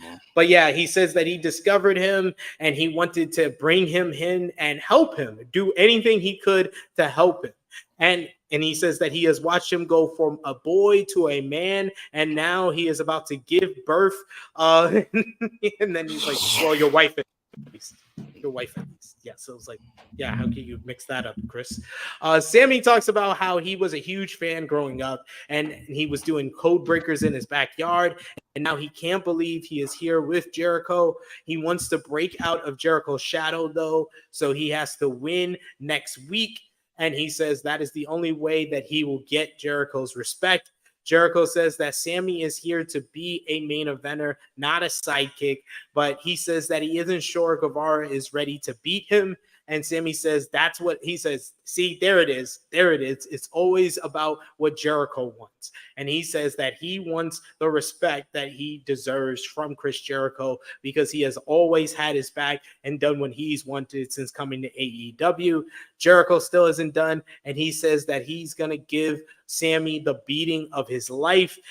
Sammy says that they're gonna fight next week, and he says that they're going to go on to win the AEW World Tag Team titles, but Jericho says that he's going to punch him in the face harder than anyone has ever punched him ever in his life, and he says next week he's going to give him the beating of his life, the match of his lifetime, and he says, and Sammy says he wouldn't expect any other way than that. This went a little bit long, but I think it accomplished its goal. It was effective as far as telling us the story between the two friends and partners and made it feel like a big matchup for Sammy that it feels like he should win and needs to win after this promo here. So I thought it was a good way to close things out before the big matchup next week at Arthur Ashe Stadium. Jimmy, what did you think? It went long. Yes. Too long, certainly. I felt like this would have been an interesting promo if we didn't know they're wrestling next week. We could have got the announcement here, but whatever. I think a video package would have sufficed to wrap up the first 5 minutes of this. We could have skipped the rest of that nonsense. I'm just over it. Sammy's not a babyface. The fans are behind him right now. Of course they are. They're a bunch of fucking losers. I, however, don't fucking forget. Number one, what he did to his ex-fiance. The words and opinions of Jimmy Macram do not necessarily reflect those of True Heel Heat, its viewers, or affiliates. Is this because they're not losers? You call them losers. They're called gotcha. So like when I call you SP3, I should get a disclaimer because I called you. No, that's not outside my name. That is my name. That's who you are. Yeah. They are fucking losers. So I called them as such. How are you God and the judge and jury to determine who is a fucking loser? I have two eyes. That's all I need. 2 eyes and a brain that can decode that shit. To identify losership. Immediately. Just like you can identify. Sometimes you can't tell if somebody's gay, but you eventually go, oh. Okay, whatever. Same thing for losers. You go, oh, okay. Gotcha. He was in the closet, but it turns out he's an actual loser. I forgot what we were talking about. Sammy, right. his ex. This is when you know. This is when you know he's gone too far, ladies and gentlemen. The words and opinions of Jimmy Macram do not necessarily reflect those of True Heel Heat, its viewers, or affiliates. Thank you, EBB. Agree. Undeserved. First of all, the wrestling fans already have 1 foot in the grave. That's number one. And number two, they're cheering for Sammy. That's the other foot. Just fucking convicted. Sold. Yeah, his ex-fiance proposed to her and then getting with a different girl 25 seconds later. He chews gum with his mouth open. Immediately, he's a fucking scumbag of the highest order. And he just inherently comes across like a not likable person. He might be a good person, I don't know, but he's not likable. You know, he tried his best here. I got like determined babyface vibes. Great. I'm glad all these losers like it. I am not one of them. Sorry. Hard pass. We got Trey Thank Jones you, sir. with a super chat donation. Thank you, Trey Jones. We appreciate you.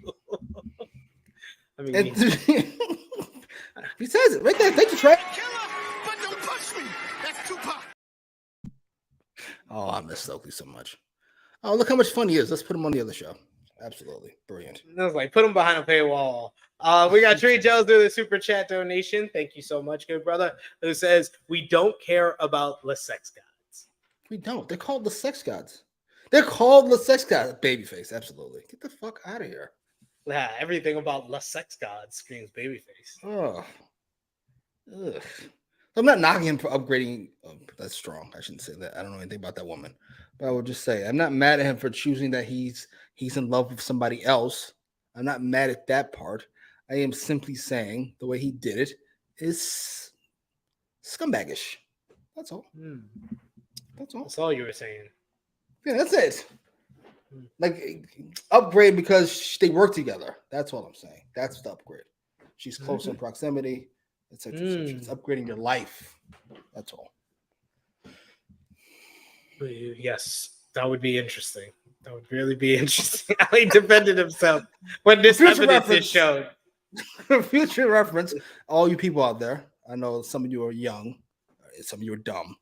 And if ever you are confronted by cops or you're taken into any place, the number one thing you should say is a lawyer. But I'm innocent. I'm mad. Shut the fuck up and ask for a lawyer. If you're guilty, you need a lawyer. If you're innocent, you definitely fucking need a lawyer. You don't talk to cops without a lawyer present. Ever.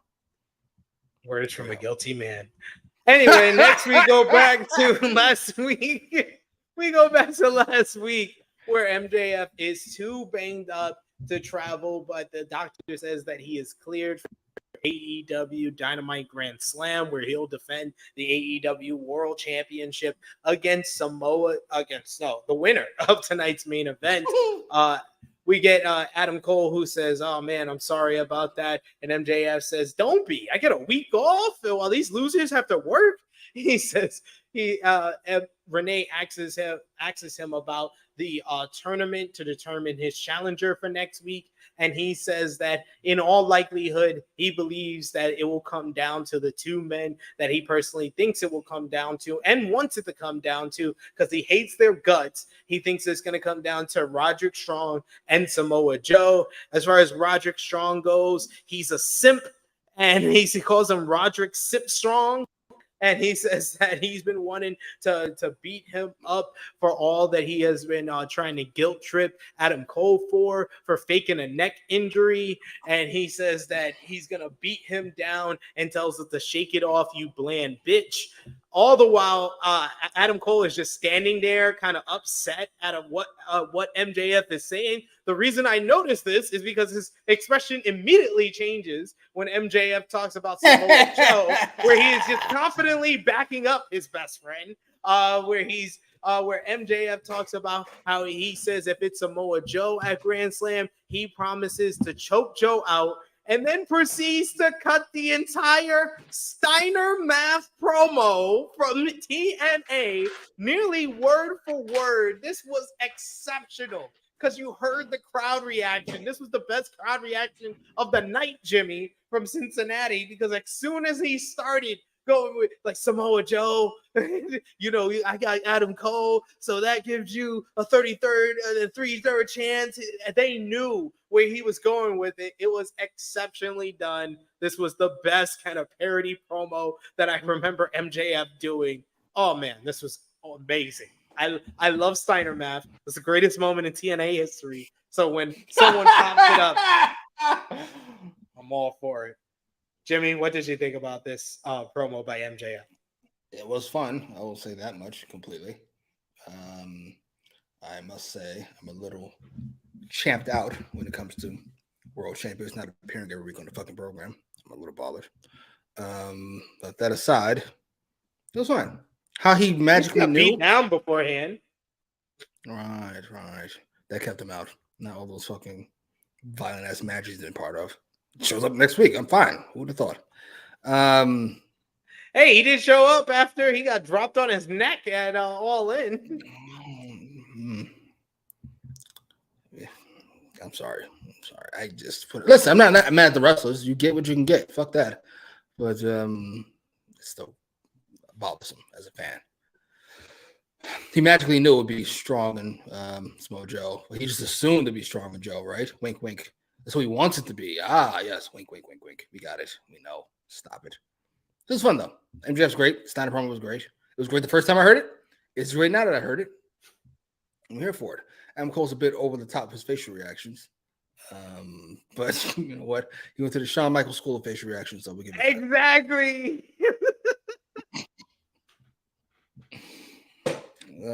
Yeah, but watching always so over the top. They're always watching Renee versus Adam Cole is like watching, a Scorsese film versus fucking community theater. It's like just a complete difference in how you're supposed to behave. Renee behaves like a real person.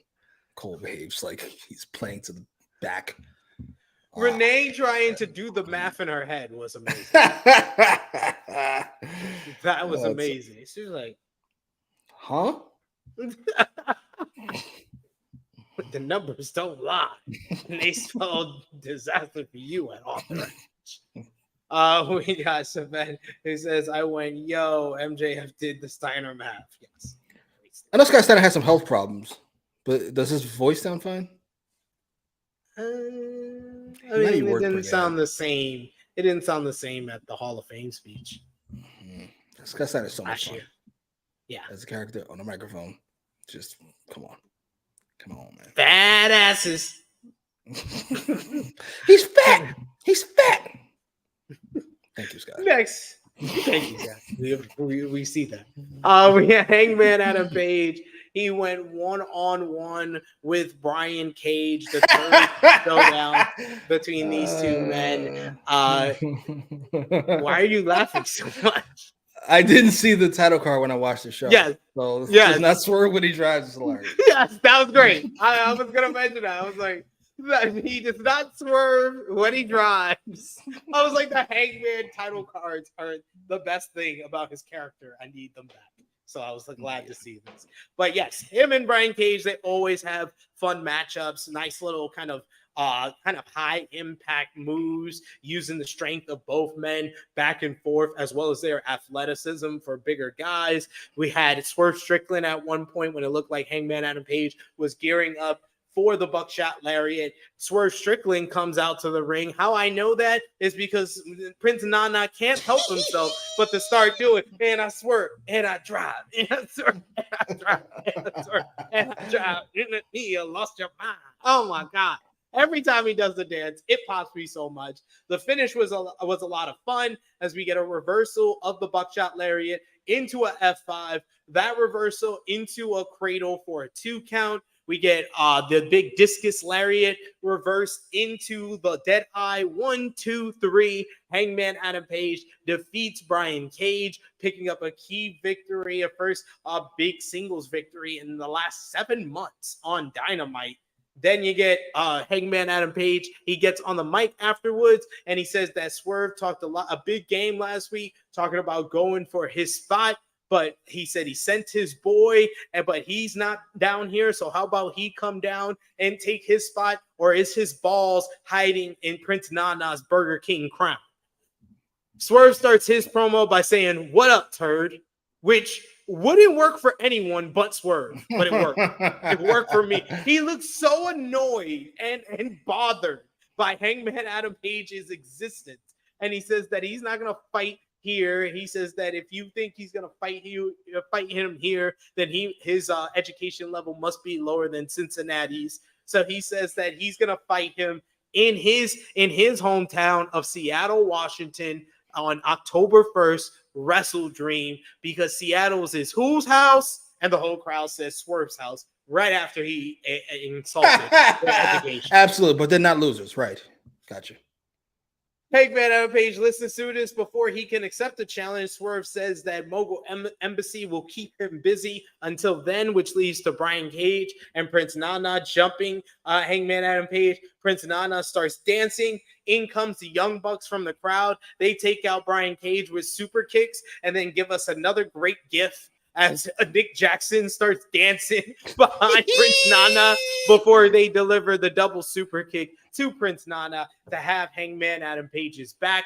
I like that they had the Young Bucks come out because my first question would have been if Mogul Embassy jumped Hangman again was the Elite? Why the hell did he reunite with them if they're not going to have his back? So I like them coming out, and I enjoyed the matchup. I would say it was probably not to say their worst match, but they're not their best match. As far as I would say the lesser of the three matches here. Worst. That's the word you're looking for. So worst. Yes, I don't want to say. Three. I would say this was a really good matchup nonetheless. That just talks about the quality of the last two matches. And it is official later on in the night. AEW Wrestle Dream from Swerve Strickland's hometown of Seattle, Washington. It will be Swerve versus Hangman Adam Page. What did you think about the matchup here and the post-match? Is it just me? I hate these fucking match graphics. This feels so like, I don't know. I don't know why I don't like them. I don't. Match was good. All the matches are good, as you pointed out. This is probably least of the three, but that's still a very good match. I don't know if Swerve took it upon I don't know if Nana took it upon himself to dance for extra long, or he just didn't know the Bucks were there yet. But he danced way longer than he should have. Yes. And the Bucks were forced to wait. I don't give a fuck though. It works. It was fucking perfect. That dance is just, people are getting over with dances. Him and Daniel Garcia getting over with dances. Yeah, I don't want to get mad at the formatting, but they probably should have those 2 seconds back to back. I agree. This was just great. I gotta be honest. As much as I hate Matt Jackson, he did the right thing. You're not talented, so stand over there and just look straight ahead and let Nick dance. This is amazing. Absolutely. Congrats to everybody involved. You all did great. Everybody did their jobs very, very well here. We got Chris talking about the promo from MJF saying it was gold. I hope MJF sticks around at least a full decade. He will. I don't know about here. That's the only concern I would have about signing Jade. That you can tell she is, how do I say this nicely? She might like wrestling, but if wrestling went away tomorrow, she'd be fine. She wouldn't shed a tear. Yeah, like I said it today when I was talking about when I was responding to the handed stretch comment. I was like, the AEW helped her get to a certain point, but WWE is going to help her get to the next level a lot faster. So I think she signed a 3-year deal, and that's it. I think that's it for her whole entire career. Holy shit! I can see that too. Absolutely, I'm out. I can totally see that. I'm sorry. I just did. I'm now a movie star. I don't know what to tell you. We got G who says, gotta love the Prince, just too smooth with them dancing skills. Absolutely. He fucking bought in completely. It's so funny. It's so perfect. It's the best. EBB says, give Hangman weekly matches and he'll get back where he needs to be. Swerve is definitely winning in Seattle. Going to be a great match. Do you think this becomes a 2 or 3 match series? I would like it to be a 3-match series. A 2-match series for now. As far as like, do the first match at Wrestle Dream, do the second match at Full Gear, and then separate, and then we can do the third match later, which AEW tends to do. Full Gear is November. So about a month after the first match? I'm not mad at that. Yeah. It'd be a fun match. It'd be a fun time. I wouldn't mind 2 matches. 1 win apiece. Hangman wins the last one because, of course, he does. It's baby faces and AEW. Yes, Hangman wrestling every week. As good of a character as he is and as decent of a promo as he is, his bread and butter is wrestling. Let him wrestle. That's what he does. Factual. He was the world champion. I totally forgot. 2 classic matches with Dragon. I totally forgot. Like, why is this motherfucker not wrestling every week? Yeah, what the fuck? It was the main event of the first $1 million gate for the company. Yeah. Poof. That's what you get when you call That'd be nice. Empty head, dumb fuck. Annika saying Nick doing the na dance is just another example of how much better he is than Mac. Because Nick is always in the moment, unlike his fucking anchor he's had for 30 years. But Nick always is dancing. Nick always does. He does the Macho Man. People don't even realize that he's just doing Macho Man when he comes out now. Like he just. Yeah, you're. Remember that? It's fantastic. He's just eccentric. That's the best way to describe it. Very eccentric. We got EBB says the sheer amount of time it took Manana to finally turn around. He said, "I got my contract. I'm making the most of my damn TV time." LOL. Yes, he got a new multi-year deal reported by Fightful Select. So congrats to our boy Prince Nana. Well deserved. It took him so long. Local embassy. It took him so long. Nick turned to the crowd. He wasn't ready when Nana turned around because it took him so long. He started doing other shit. It was fucking great. Nana's so over the top. Yeah. I feel like Matt had to say, "Yo, Nick." He's turned around now. Finally, you can wake up from your nap. Jesus, great stuff. Great stuff. Next we get backstage, Daniel Garcia getting interviewed and asked about the Jericho and Sammy Guevara promo from earlier. When Don Callis comes in and says that he knows what it's like dealing with Chris Jericho, who made it all about himself, but it should be all about you. This guy is so talented and he's a great dancer. And before he can continue, Daniel Garcia tells him to basically to shut up with his hand, and then he starts dancing, moving his hips. He also talked about how one of the football teams, did his dance for a touchdown return. So Daniel Garcia, not even on TV every week, still getting over. Absolutely. Very over with football players, but had the second most entertaining dance segment out of two. Back to back, ironically. That's a poor choice of formatting. It still works. Garcia is hilarious. The dance is hilarious. Callis not being insulted is hilarious. Instead, it's money. He's like, that's money. That's money. That's so much fun. Next, we had Darby Allin and Nick Wayne going up against. Oh my fucking god! Why? For what? Enough. He's 18. Jesus. How is that a personality trait? He's 18. He's 18. Guess what? He's 18. Jesus, we've all been 18 before. Gives a fuck. Hey, you haven't been this good at wrestling at 18. Fucking whatever. I don't think we've ever seen an 18-year-old this good. Who gives a fuck? For real, who cares? Having the best member of this tandem. Like, who cares? Hey, we talked to him. Check out our interview with Nick Wayne. I'm sure he's a nice kid. I'm sure he's a good guy.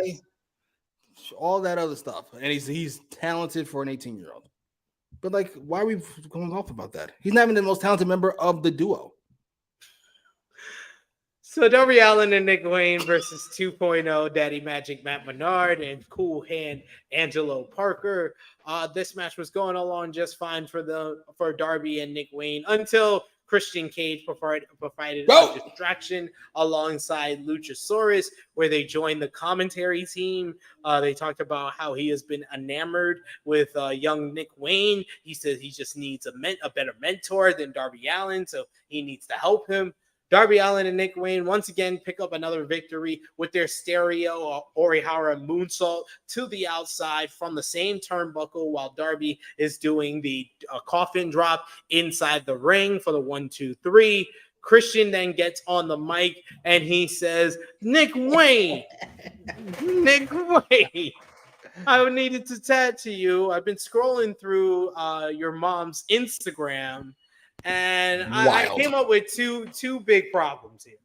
First of all, I don't think your mom posts enough bikini pictures.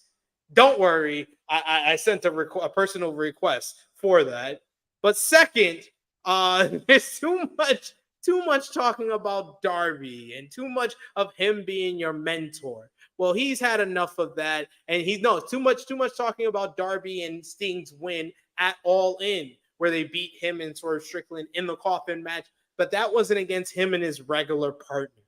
So he says next week, Edge AEW reference.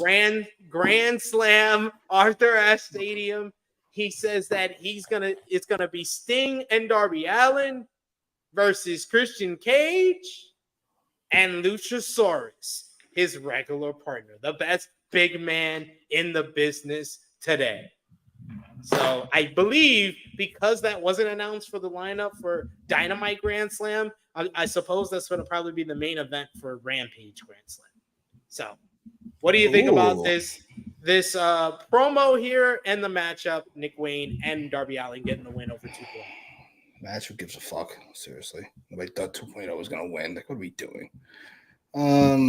Just wasting time. We got time to kill. Fuck it. We don't have 100 things to promote. Just do that.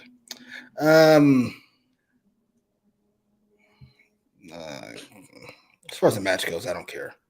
I'm sorry. Outside of everything that happened, Christian being awesome for 30 seconds is what sold me on anything. I just could listen to Christian say outlandish shit all day. It's like he didn't get a chance to go crazy during the Attitude Era, so he's just going to take every opportunity he can to do it now. And I'm here for it. You earned it. You earned it, sir. Go nuts. And Lord knows. I love it. Your mom doesn't post enough bikini pictures is wild.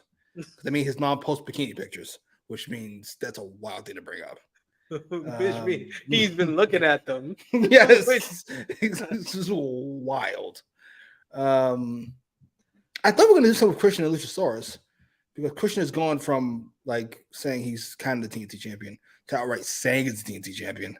And then correcting himself. Yes. And then when he's called, I love commentary. The commentary was great to listen to with Christian being like, Christian Cage. And then he was like, someone said, oh, you mean Luchasaurus? I mean, Christian Cage and Luchasaurus. Christian's great. I don't know if I want a feud between him and Luchasaurus. I don't think I need it. Yeah, just more Christian. I don't know. I'd rather just someone beat Luchasaurus for the title and Christian say, I was never beaten for my championship. That's what needs to happen. That is the logical conclusion for this story. Is I think that the whole fact that he's still feuding with Darby makes me feel more that Darby's going to be the guy that eventually dethrones Luchasaurus. So, yeah, I think the logical step after that is Christian go, I was never beaten for my championship. I'm here for it. What does Edge call himself in AEW, you think? Adam the Edge Copeland? Oh, my God. I don't know. Adam Cage? That's not terrible. I don't know. I'm curious. We think he's coming, right? Yeah. I think this is the trade-off. This is the trade. Soul for a soul, how they did before. It was Bryan Danielson and Adam Cole for Cody Rhodes. Now it's Jade Cargill for Edge. I can't believe I'm going to say this. I think WWE wins that deal. Sorry, Edge. I can't believe I'm saying this. I think it's pretty even trade because AEW doesn't care about women's wrestling, so they weren't going to do anything with Jade Cargill. And I'm more interested in Edge in AEW than anything he would have done in WWE. Same. He invented the Judgment Day, so he's always got that on his resume at least. Congratulations. He started that. Started something for somebody else to do. Right. We got Aniko says Edge didn't come to my mind during this promo. Did to a lot of people. A lot of people were talking about it on social media. So. We got Steven who says Adam Edgewood. That's kind of gross. Christian Cage and Jewish Cage is wild. Baptist Cage. Fantastic. Baptist Cage. Catholic Cage. Catholic Cage. That's the name. Muslim Cage. Bono Copeland. I am done. Edge Copeland. He's got some Edge Copeland. Edge Copeland. Do Edge Copeland. He can't just be he. I know that I think the copyright is he can't be Edge, but I think you can do Edge Cage or Edge Copeland. Something like that. It feels very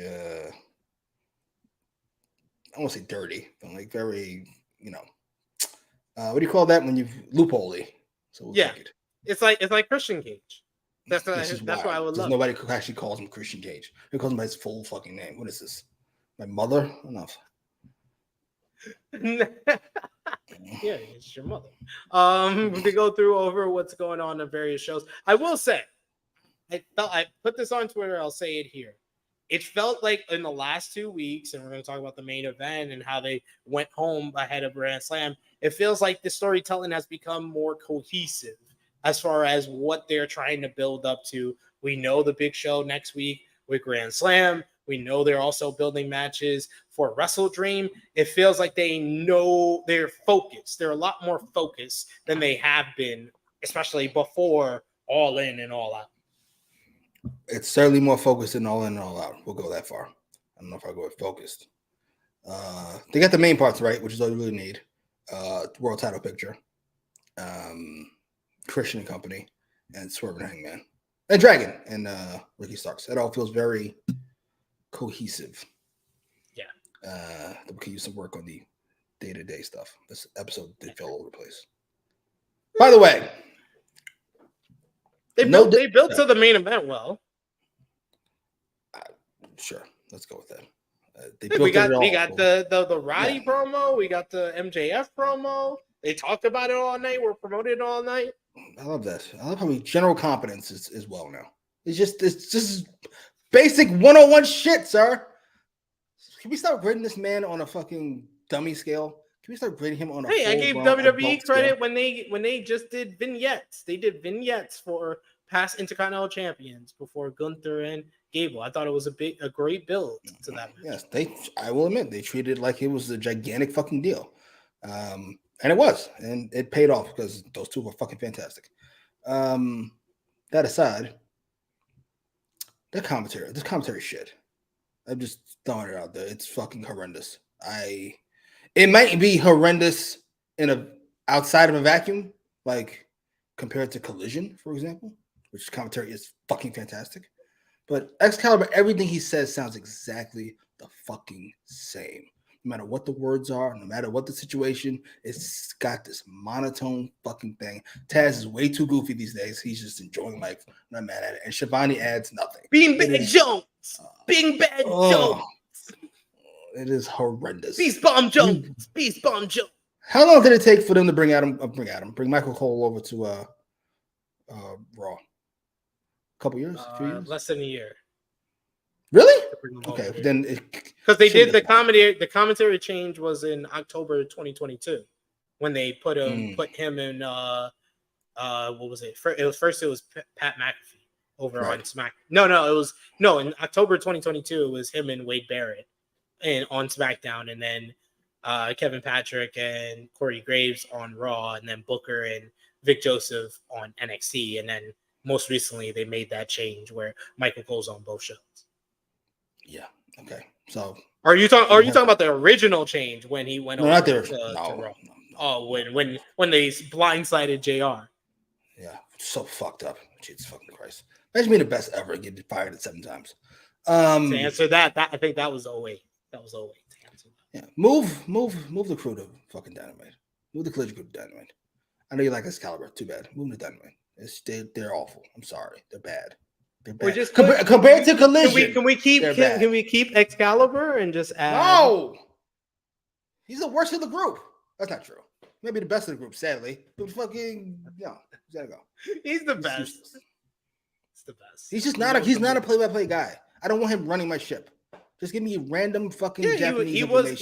He was a color commentator until he became the Joey Styles of PWG. Wait, I can't even imagine just having him commentate. It sounds fucking horrendous. Yeah, but fucking we have Kevin Kelly and fucking Nigel do the commentary. This Calvin could throw in some random fucking story, which he always has in the middle of a fucking match. You can just throw it out every once in a fucking blue like he does. I'm cool with that. I'm cool with him as my Mike Tenay for all those of you who are 50 years old and get that reference. But I don't need him fucking doing play-by-play. I don't. It's horrendous. It's bad. Those words of my own. They don't, like I said, fucking true. Ain't nobody. Just me. He's horrendous. The words and opinions of Jimmy Macram do not necessarily reflect those of True Heel Heat, its viewers, or affiliates. Yeah, so you can do an interview, fucking BTS, or what the fuck they're called. I just think you're terrible. Just me. Yeah, Ninja Mortar saying hire Veda for commentary. I've been saying AEW needs to hire Veda Scott for a long while. So Is Veda a woman? yes. Sure. Oh, we got a super chat donation from Will Chisholm. Thank you so much, Will Chisholm. Even though Tony Khan only I'm has serious. one I'm thing to not say. going to sit back and take this fucking shit.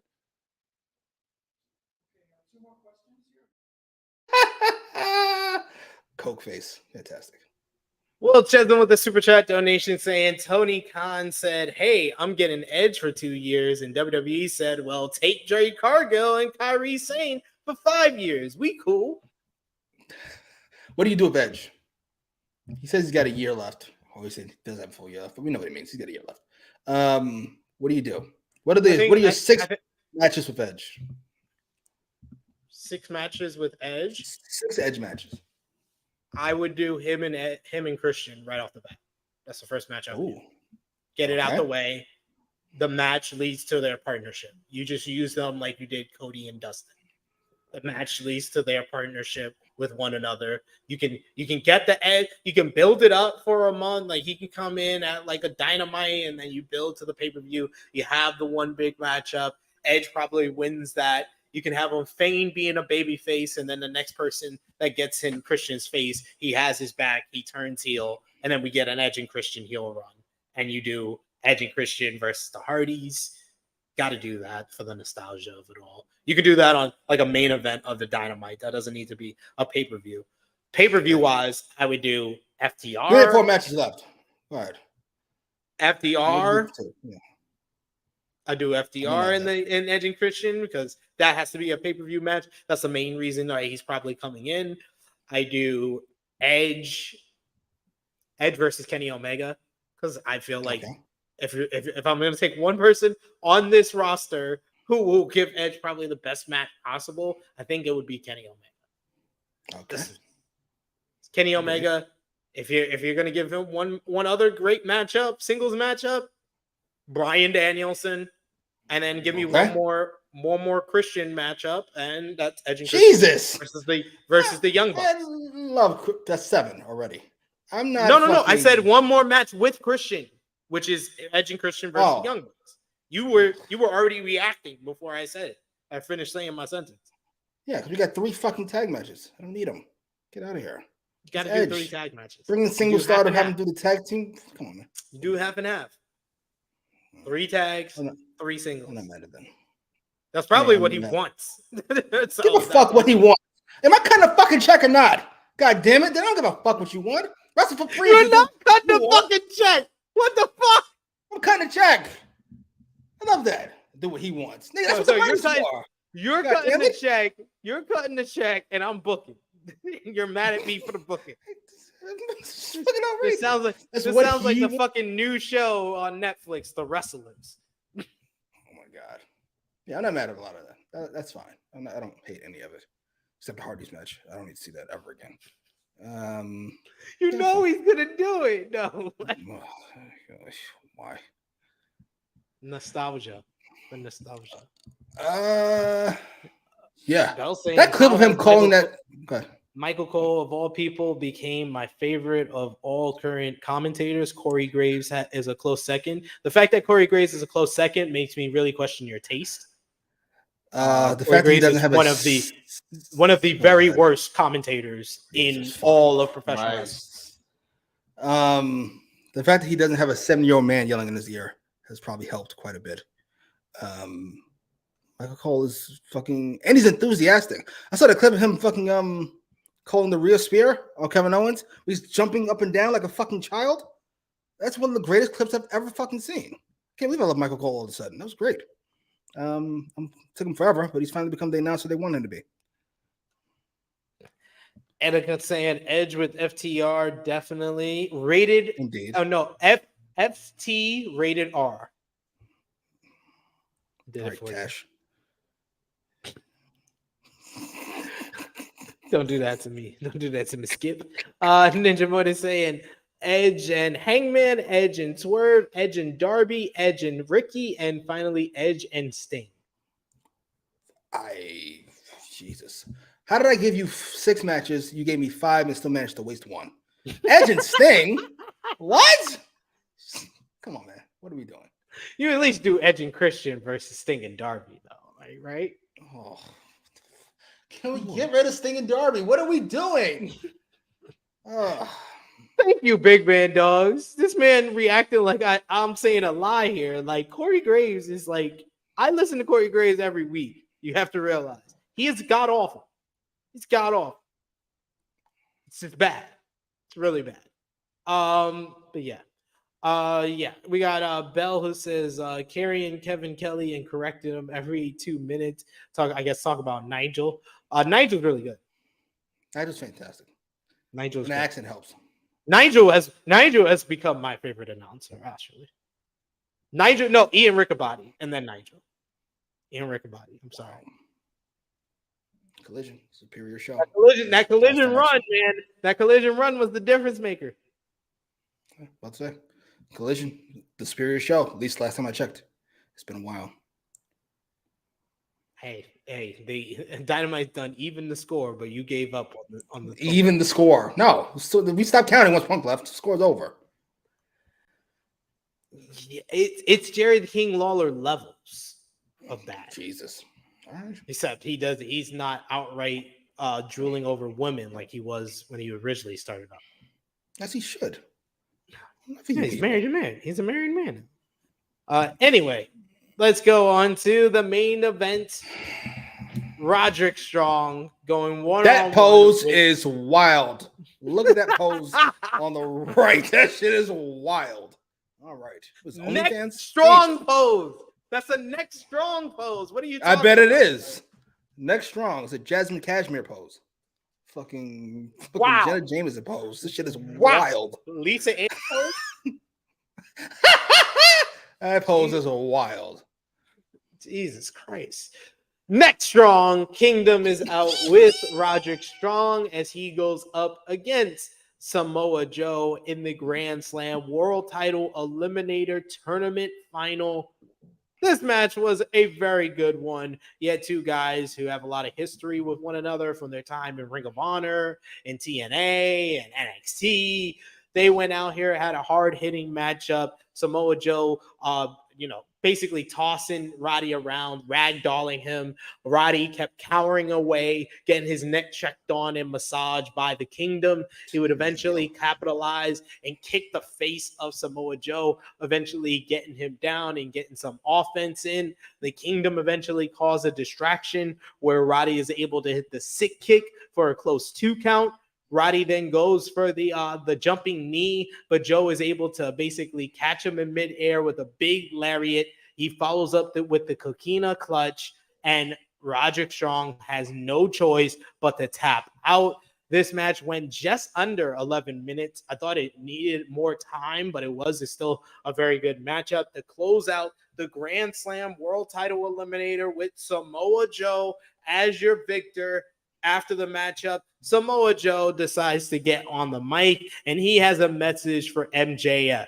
He promises to take everything MJF has. Everything. As he leaves, we see Strong being helped out by the Kingdom, helped up onto his feet. Then Adam Cole comes out to check on Roddy. When Roddy turns to see Adam Cole, he collapses, and his neck starts swelling. He collapsed because he turned too fast to see Adam Cole. And he said,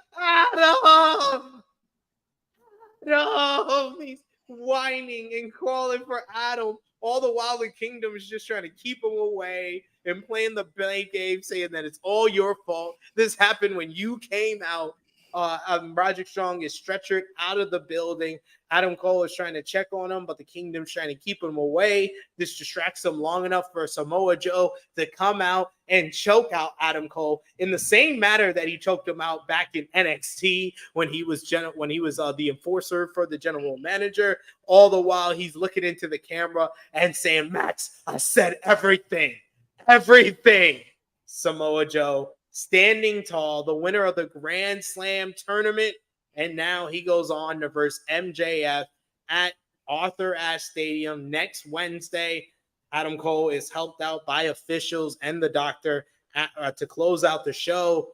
And we get the graphic as well. It is official. The main event for next week, MJF Samoa Joe for a 2-week build. This is, I would say, probably the second best 2-week build AEW has ever gave us. This feels like a great AEW World Championship matchup for next week. How long was the first Moxley Punk build? The 2 weeks?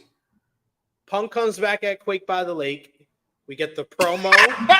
we get the promo exchange the next week where Punk calls out Hangman, and then Moxley. They make some reference to Moxley being the third best guy, and his friend being the second best Kingston.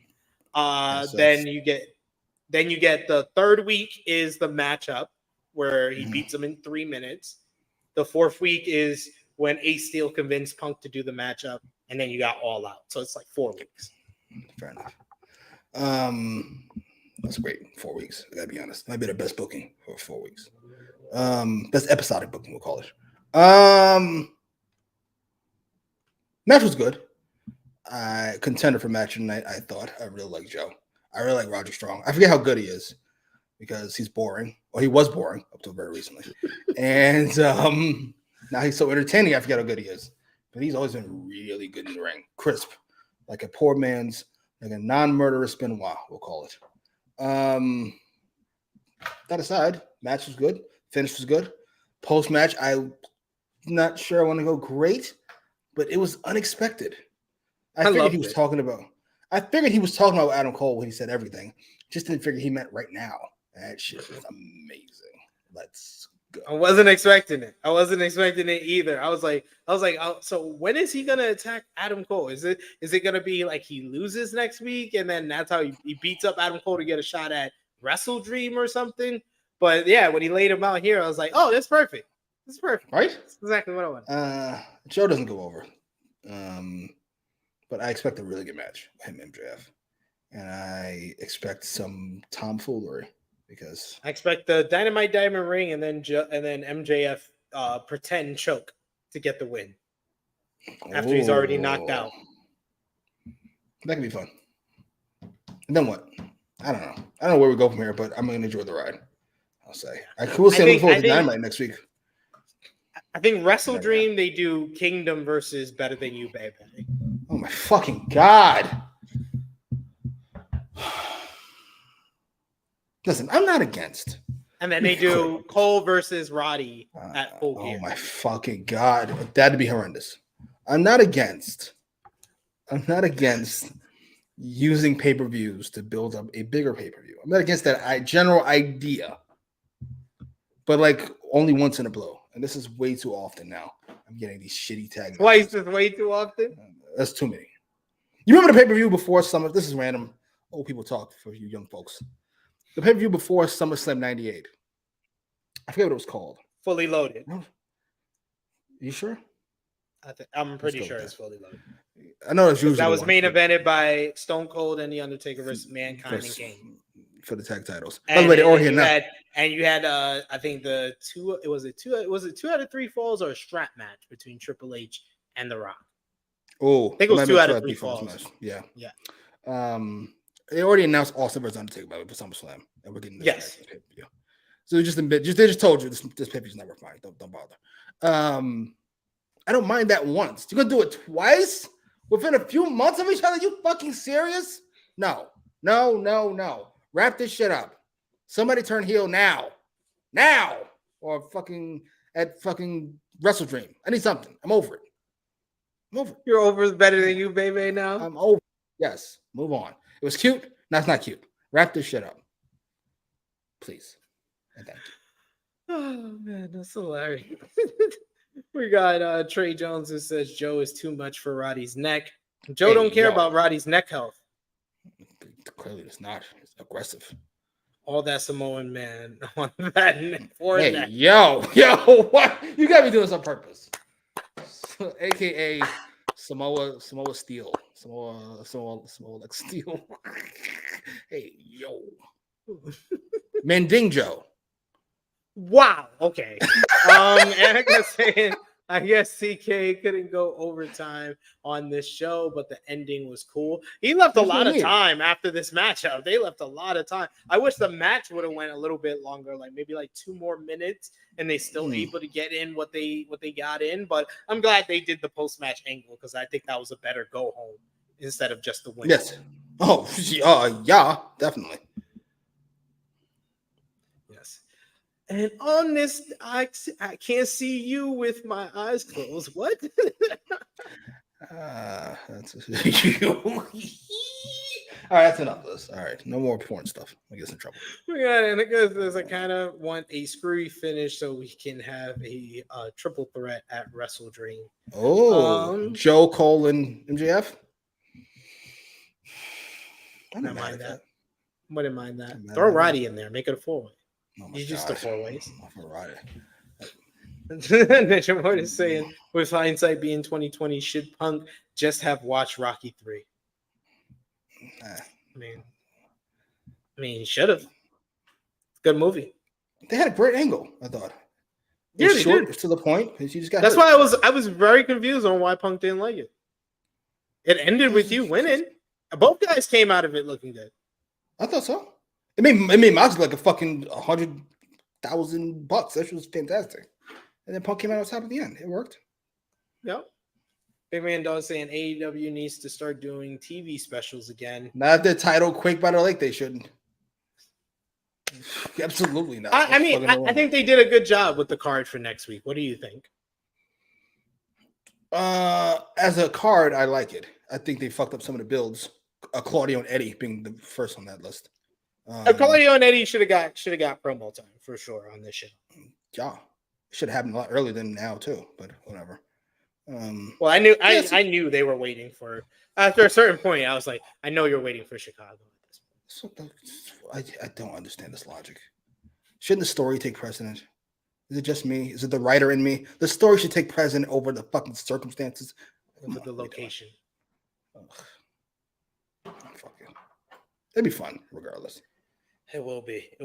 But let's put our thumbs in the middle for the September 13th, 2023 edition of AEW Dynamite. Me and Jimmy will give it thumbs up, thumbs down, thumbs in the middle in 3, 2, 1. Thumbs up from me and Jimmy. Out of 10, what did you give the show, Jimmy? 7.25. I gave it 7.5 out of 10. I thought it was a really solid show. It was all about building to either next week's Grand Slam or Wrestle Dream. And I thought, like I said, the focus is just a lot more focus and cohesiveness in the storytelling over the last 2 weeks with Dynamite as well as Collision last week. I thought that was a very kind of strong storytelling episode there as well. Well, Collision is always pretty focused. Or at least there was when Punk was there. I can't speak for post-Punk. Sorry. Back when you were Collider. And what was your Kenny Omega versus Bryan Danielson match of the night? It's really close between the main event and Hangman Cage. I'm going to go with the main event because the crowd was awfully quiet for Hangman and Cage. They had to keep posing to get the crowd into it. We got it. You're a heel. He's babyface. All right.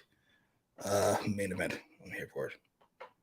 I really like the 3 matches on this show. In the opener, the International Championship matchup with Big Bill and John Moxley. I like the Hangman and Brian Cage matchup as well as the main event, but I'm going to go with Hangman and Brian Cage this week. Who was your Maxwell Jacob Freeman MVP? I'm going to go with Samoa Joe. He had a great match. He had a great post-match attack. He's a frightening man. This was great. Samoa Joe, in just like 3 weeks, has become a bona fide main eventer in AEW. It's crazy. Samoa Joe. It's crazy. Samoa Joe. And all the time that I wish they would have done to build up the all-in match of Joe versus Punk. They've done a much better job building to Joe versus MJF next year. So that's why I'm going to give Joe the MVP as well. Our Antoine Moxley, Big Bill, would you stop it? That was a great match. Really good match. matchup. It's a great match. Stop hating. Stop hating. Stop hating. Who was your Antoine Khan LVP? Annika for going with Moxley and Big Bill. Another one's the vet too. What the fuck's wrong with you people? Ace, are you guys fucking serious? Oh my god, I'm having a stroke. Mox and Big Bill. Mox and Big Bill. Let's go. You didn't even go with that one. I said that was one of my favorite matches. I said those three matches One of your were kind of favorite on the matches? same level. I said One all of your three of those matches out of 5. Great all job. Of those Beautiful. all three of those matches were on the That was same good. level. I'll probably rate them pretty much the same, or just a quarter star more on one of two. But I would You're say one at of the my best favorite out of the named three was Hangman and Brian Cage. You're one of my favorite people named Sid. You're one of my favorite people I've talked to on this fucking channel. Absolutely. One of the top 5. What are we talking about? What is this? Nigga, I'm the only nigga you know named Sid.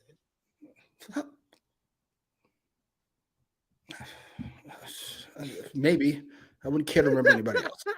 What was I going to say? Anyway, you did not pick Mox versus Big Bill. That's all that matters. I don't want to hear your disclaimers about why you didn't pick it. Oh, it was really close between. You didn't go with it. You went something else. Because you know it isn't this. I will change my pick on general principle. Do not threaten me, sir. Protect who? What black woman? Who are you talking You about? trying to give Annika the LVP. I love that. Fine. Who would be the LVP this week? I don't want to go with Nick Wayne again. I don't want to go Britt. I do still care about Britt. Jesus. What if you do? Yeah. Everybody was fine, I thought. Dummy, I guess. I'm gonna go with either Roddy Strong or Adam Cole. That works. I'm going to go with Adam Cole because he caused Roddy Strong to collapse and hurt his neck again and then got choked out in the process. Hilarious. I have a package. What did you come out there for? What you said? You have a I have package? a package. Yes. Okay. We'll do that. I'll take care of some things here. We got a couple of comments to highlight here. We got Annika saying, me. We got Safet, it says, and the main event is also match of the night. You can't have multiples. What are we doing? What are we doing here? Asu says LVP 2.0. Okay. And we got Annika who says TK for giving up Jade Cargill. Points were made. Points were made. We got Kevin who says Brian Cage is so one-dimensional, and I wish he would be more technical when in the ring. And he would be if he wasn't so damn big. Well, I guess Brian Cage is your LVP. All right. Well, thank you so much to everyone in the chat. Thank you so much to Jimmy. As always, you can follow him at Jimmy Macram on all your favorite social media platforms, and go over to his YouTube channel where you can see me and Jimmy watching Atlanta right now. We're up to Atlanta season 2, episodes 7 and 8, I believe, are going to be dropping on his channel next week. But you can check out all the other episodes that we've done thus far. You can also check me out. I'm going to be here, right here on the True Hill Heat YouTube channel, Saturday, 11:05 a.m. Eastern Time, the True Hill Heat flagship podcast. It will be myself, Miss Chrissy Love, and special guest will be announced on social media. So go over and follow us on all of our favorite social media platforms, whether that be Facebook, Twitter, Instagram, or TikTok. You can also follow us on TikTok at True Hill Heat Sports, and also subscribe to True Hill Heat Sports. We're still trying to push for 500 subscribers over there on our second channel, where we'll be doing NFL watch-alongs, including tonight over on there for NFL Thursday Night Football. Check out Stat King and the fellas. They'll be live over there, 8 p.m. Eastern Time. And also check us out at twitch.tv/True Hill Heat Gaming, where we'll also be doing Blunt Impact. So you got Twitch to choose from, or True Hill Heat Sports tonight if you want or you're looking for content. Jimmy, do you have anything that you want to plug? No. Jimmy just wants. Trey Jones keep mentioning neck, and it's definitely getting more and more egregious. I'm here for it. Patreon.com.